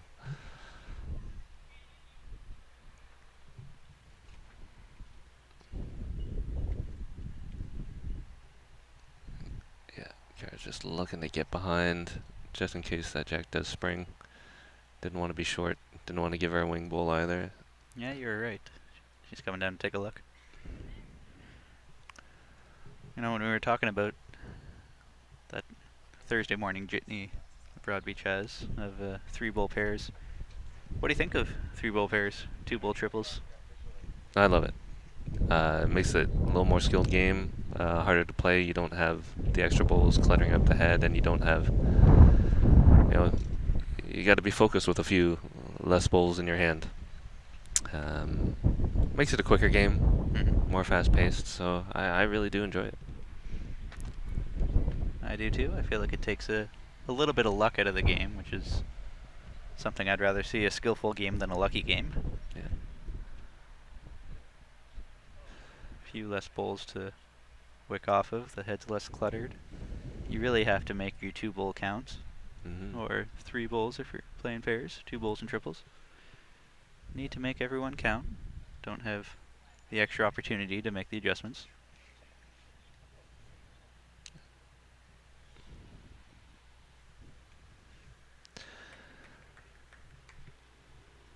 I like the pace of the game better too. It seems weird that you'd say like 1 less bowl would make that big of a difference, but it actually does. Yeah, it makes a tremendous difference.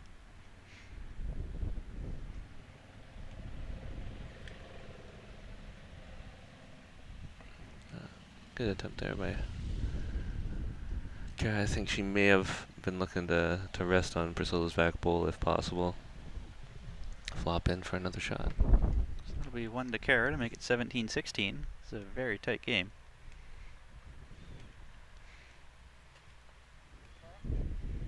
Looking around, Grant Wilkie's up 16-15 over Josh Cameron, and Owen Kirby's up 20-13 over Alex LeBlanc. Luke Caldwell and Brandon Watson are all tied up at 13, and Robbie Law's up 13-11 over Carter Watson.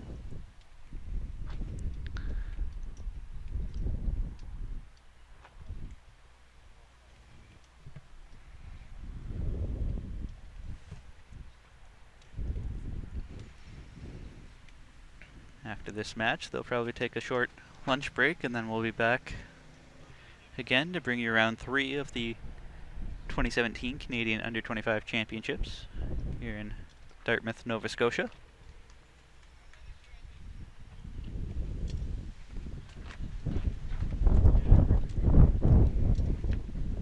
Carah's looking to start off hot and put some pressure on. She's got great weight, but just didn't want to come back.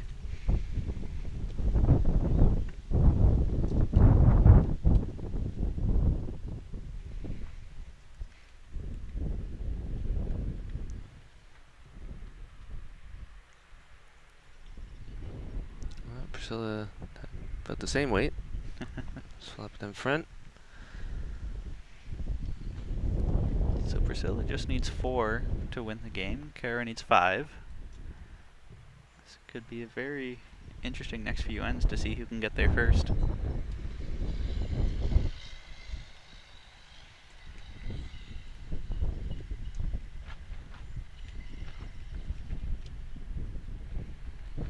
Very smooth deliveries here going on today. Yeah, it's just an excellent display of bowls for anybody watching. This is what you want to see when you're playing some high caliber bowls. Trading shots, good smooth deliveries, asking the right questions, going to check the head. It's all positive.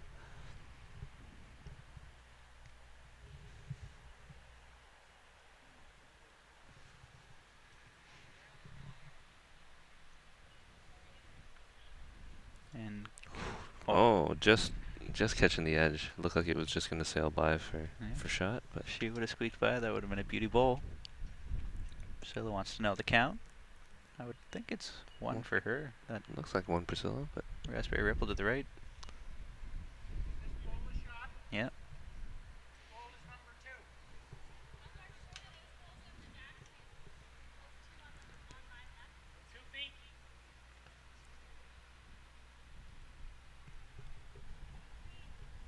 Priscilla's often to play the ditch hand here. In case she's a little tight, she can push in one of her own. Looks like she's definitely reaching. just narrow. She's going to fly through the 2 black bowls there. Looks like good weight, though.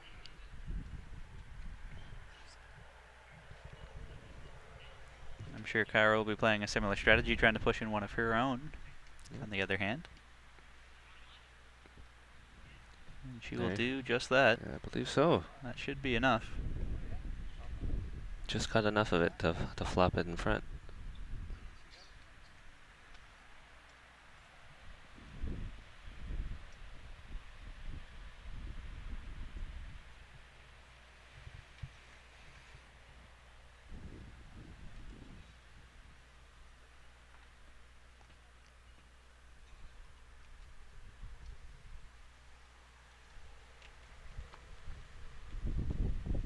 And I think Owen Kirby just won the game against Alex LeBlanc 21-13 as they shook hands.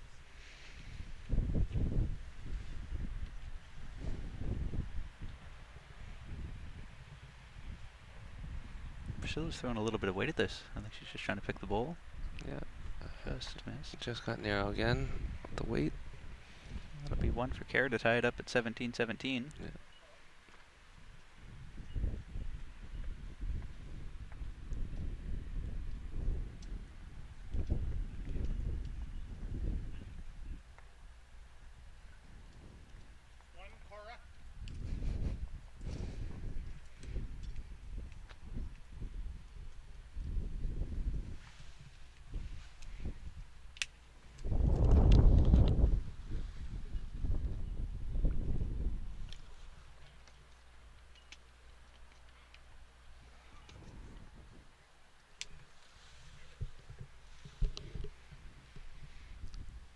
I asked you earlier on for some early predictions on this game, I think, and I think you predicted that this would be down to the wire. Down to the wire it is. Yeah. Both playing excellent bowls.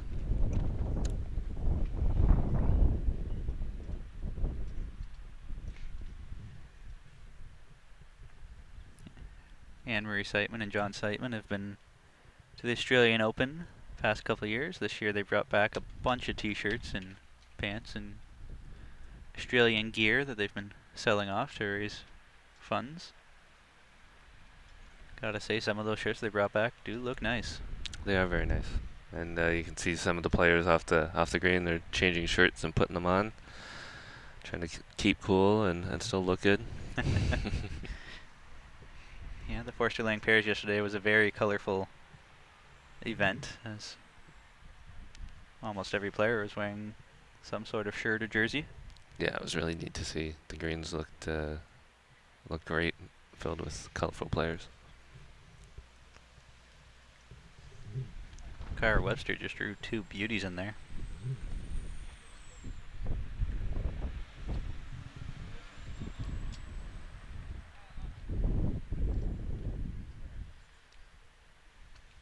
Just short. Just a foot and a half short, I think.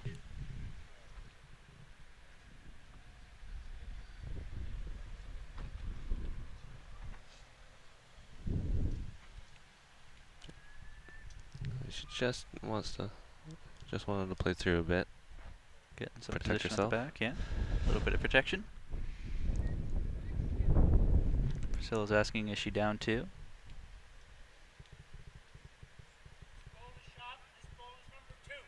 And yes, she is.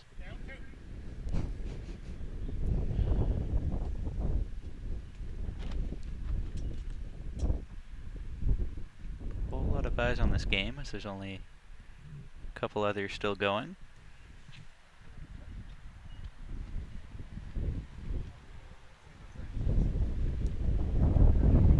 Pricilla came up quite narrow on that. Weight was pretty good in the ballpark.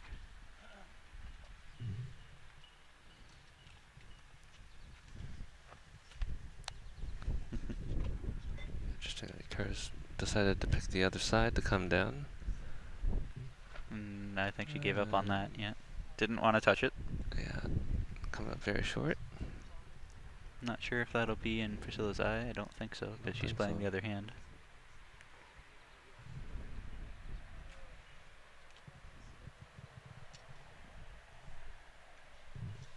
Well, I think she's closer on this, but still not quite there. That might be good for second. Might be second, yeah.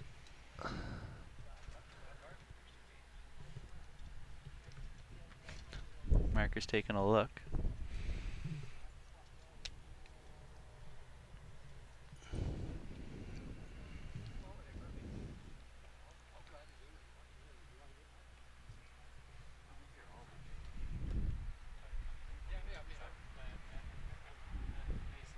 They're going to measure for second shot here.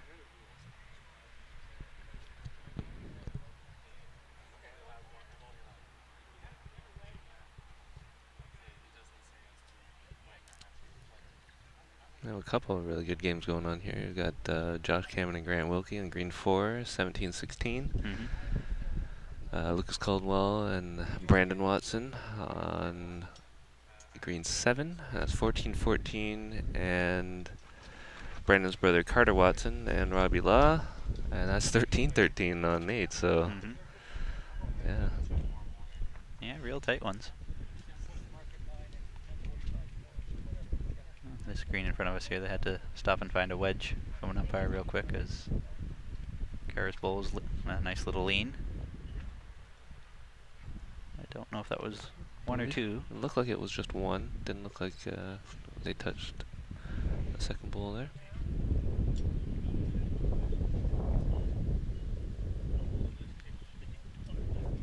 Yeah, just the one. So it's 18-17.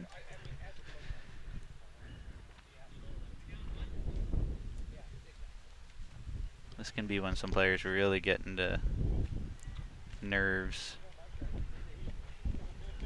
as you know that you're that close to winning or that close to losing, as it can go in either way still. BCB Bulls, will you be posting final scores and placements for the day at the end of each day? I believe our website should actually have that info.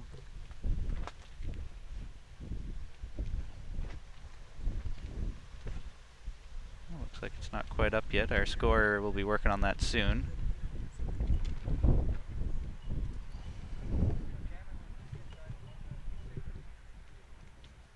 Okay, coming wide and short on that first one. Just to answer your question on Twitter there, Laurie Stanier wants to know if scores and placements will be done at the end of each day. Should be getting up posted here sooner rather than later. Worst case scenario, they should be done by the end of the day, but I'd like to say they'll be there sooner.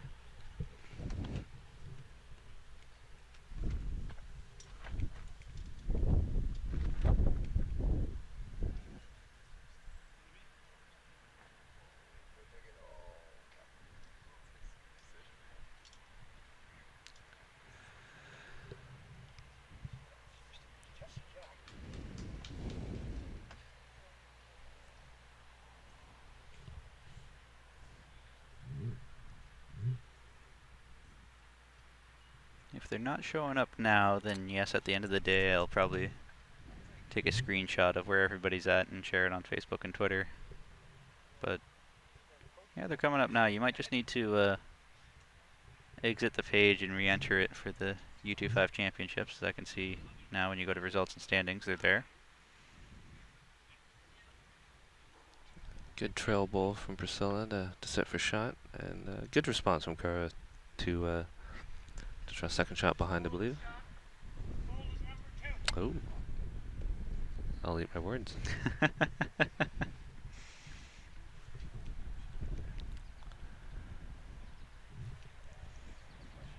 Especially at this point in the game, though, I would expect the players to come down after their third bowl, or prior to their fourth bowl, almost every end, because at this stage it's so crucial to see what's what. There are a lot of times where I rarely ask the marker questions because I trust my own eyes better, but at this stage in the game, I would want to see things for sure.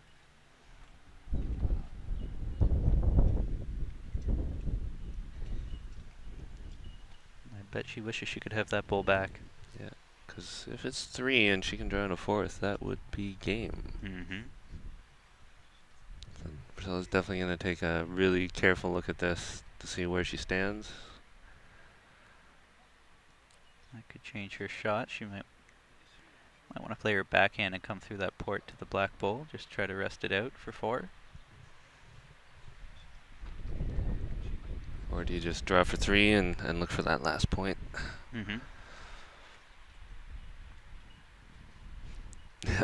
Didn't trust her fingers the first time. Wants to be double, triple, quadruple check. Doubly sure before doing anything. Yeah. That's what even from this angle, I was a little skeptical on the second and third shot, but obviously Pricilla thinks it's close, so she's really making sure. Yeah, you definitely don't want to be assuming that you're lying 3 and then find out you're only sitting 1. I think she's asking the marker to take a look.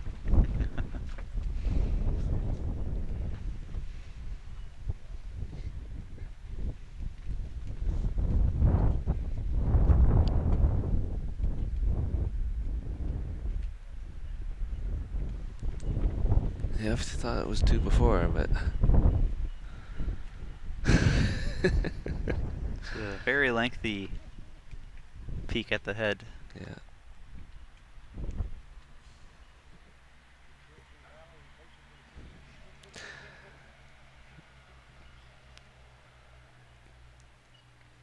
I would think that regardless of first or second, I think your shot is the same. You want to come draw into it. If you can nudge your outside pink bowls closer, great. If you actually come to the back black bowl, great. But probably nothing too crazy. You just want to solidify your head. Take a couple points here and run with them. Also has to be careful that you don't chip the jack back and give up 2 here. Yeah, you don't want to do anything disastrous to give away the point. You just want to. You have to be very careful. You want to add to it. This.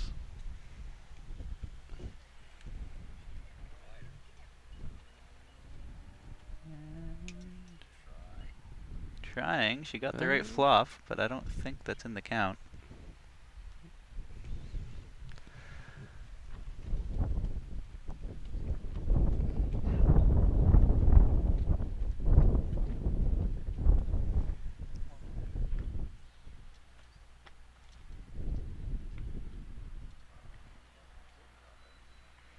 So they've taken 1 out, and they're going to be measuring for second, maybe third.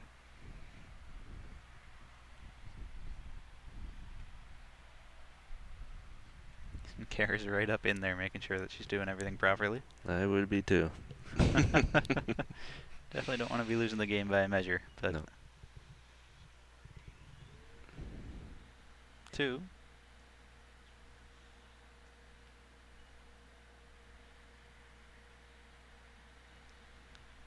Recheck. Check, check, and recheck. So this might be an umpire call. I think I wouldn't be surprised if it is, but up to the players to make that call. Yep. Josh Cameron's up 19-17 on rink 4. Luke Caldwell and Brandon Watson. Brandon's up 15-14, and Rob Law's up 14-13 over Carter. Those scores are soon to change, though. From here, it looks like Carter's lying 2 or 3. And Brandon is measuring between his and Luke's for, I'm not sure how many that would be.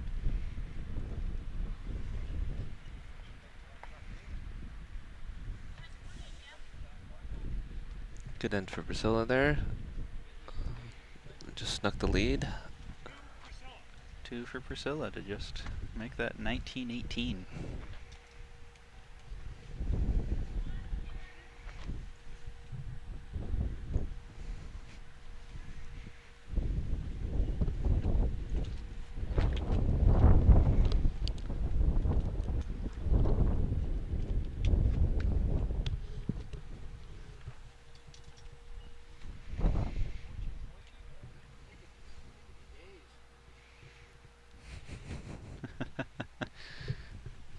Steve Sanson behind me just saw that the score was 14-14 down on the far rink. Said that could be days still. Well, they have been playing for about an hour and 50 minutes, so it's clearly a back and forth game. Probably trading ones between Rob Law and Carter Watson.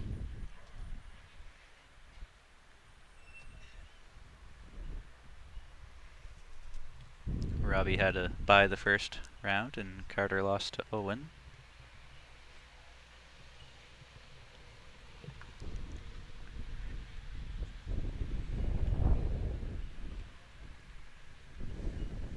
As we wind down to the end of this game,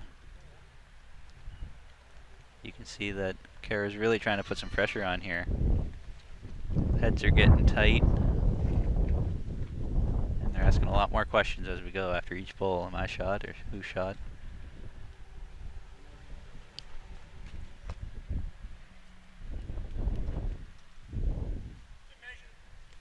measure for shot right now. Oh, Marker almost took a spill there. He's okay. Still upright. Still upright. That's good. That's good. Pricilla's coming down just a shade inside, I think. Waits in the ballpark.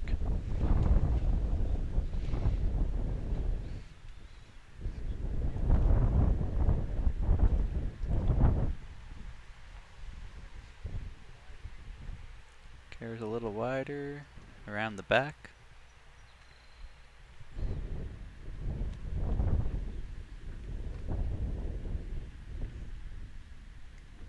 Carah did beat Sydney in the first round for the women, while Pricilla had the bye. So this is Priscilla's first game of the event.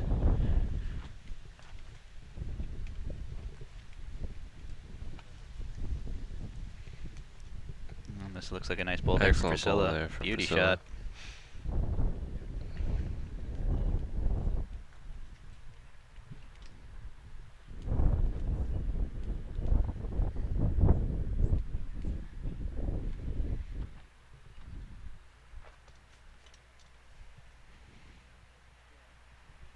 Carah's hard after. Not quite. Just short.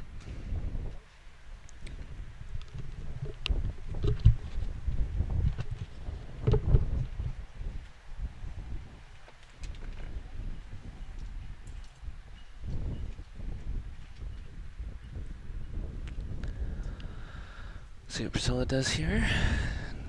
Try to improve this head. Take away the options from Carah to sneak shot out of here.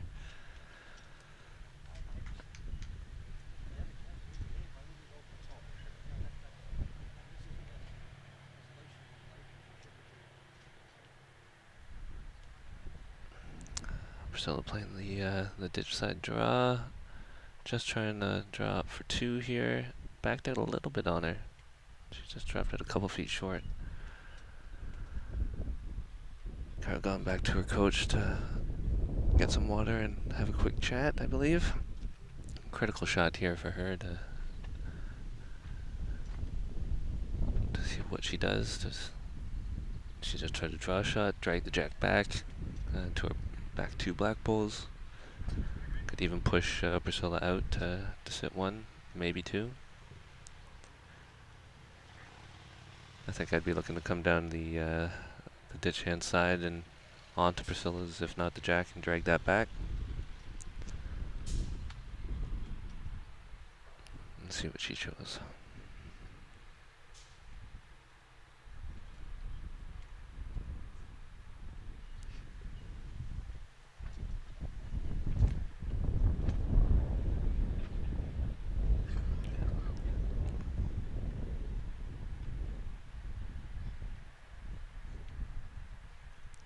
She's throwing a lot of weight on it.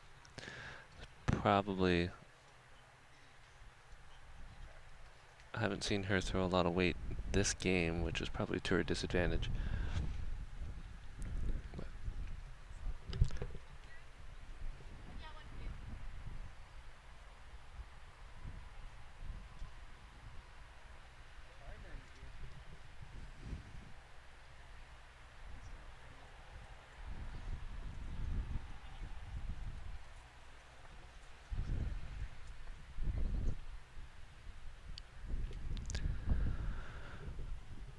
2018 for Pricilla Westlake, looking for that final point to shut this game off. And Carah's still looking to get a few more points to catch up and take this game for herself. A really great game between these two ladies. It's been an absolute pleasure to watch.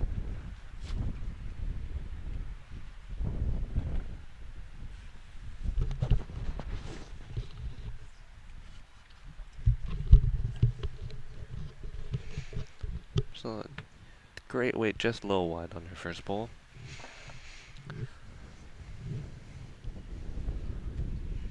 This game's really getting down to the final. Yeah, it's a nail biter. Great response there from Carah.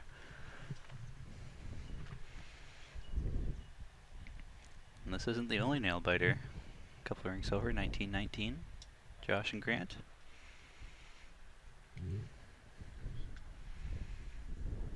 Pricilla's close here. Inside rub. Great ball. Trading shots here. Yeah. Back and forth.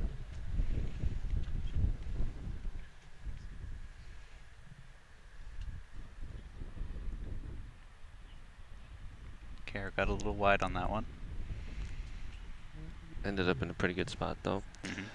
Gives her some options.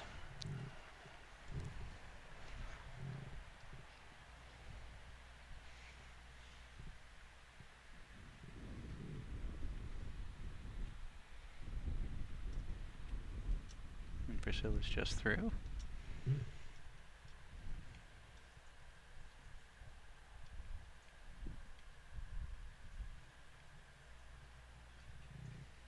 See if Carah can bring her line in a little bit. She's trying. Contact and shot. What a bowl. Great bowl. Pricilla has some options here. She can either push the bowl out or try to bring the jack back a bit. Draw it off clean for one.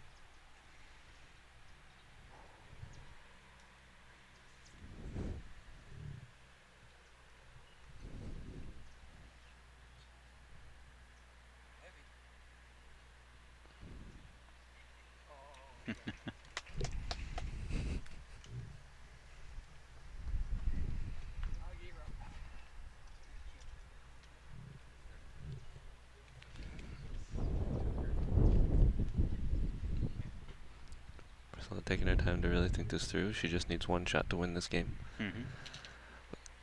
Obviously, Carah has another bowl to play, so I want to try to convert this head to her favor and force Carah into a tough shot. She's playing her forehand, so I'm not sure if that means she's going for the jack or the bowl.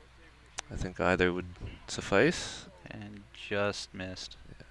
She's had a little trouble with playing weight on that hand. She's come just a little narrow on both. And Carah was quick on the mat to deliver her bowl. She's a little tight. Yeah. Take that one. That'll make it 20-19 then.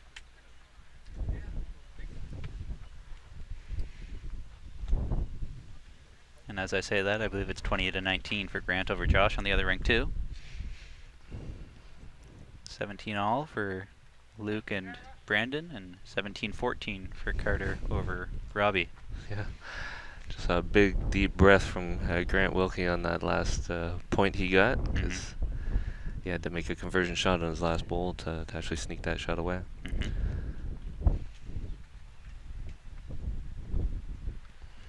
As I say that, Robbie Law just picked up one to make it 17-15.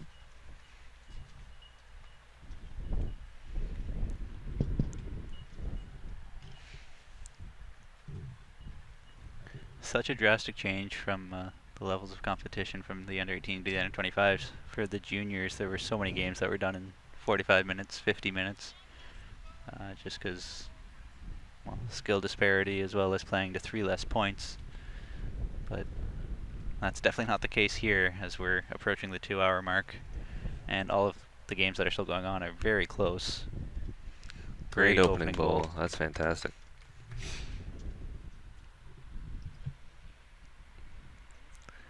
That opening bowl can be a killer.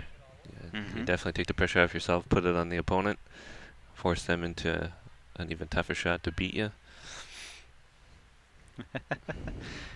John Tupper says, "Gosh, nice game and thanks for streaming, although used all my mobile data to watch it away from a Wi-Fi source." Well, I'm sorry to hear that, John, but glad you're with us watching the game.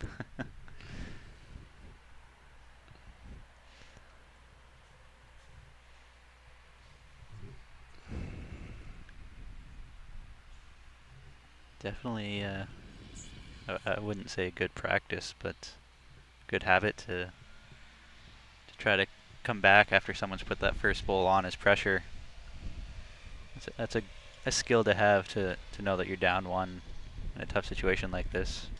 Any recommendations for how you can practice that or simulate that feeling, knowing that, you know, in a game like this where it's 2019 and your opponent's just locked one on?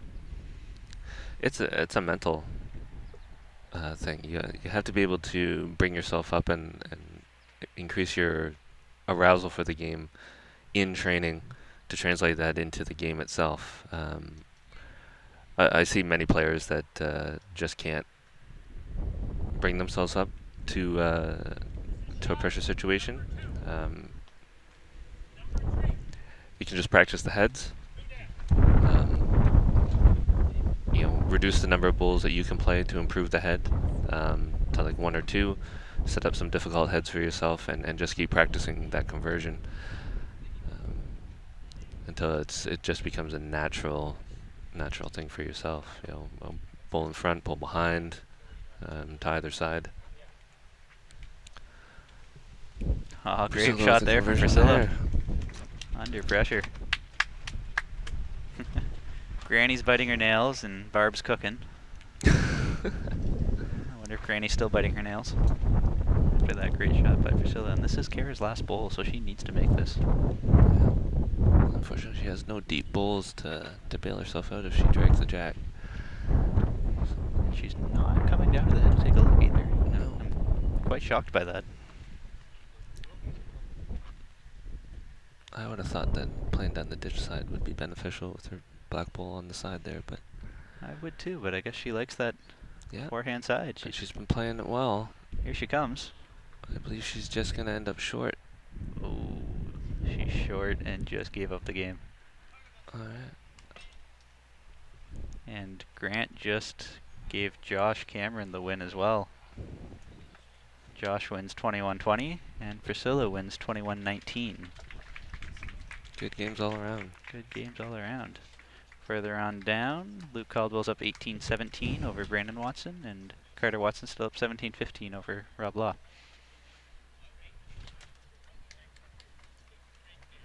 So, that is it for us for now. We'll take a break for lunch and wait for those other games to finish. I'm trying to think. It says on the schedule we'll be back by 3. It's currently 2. That might be pretty accurate.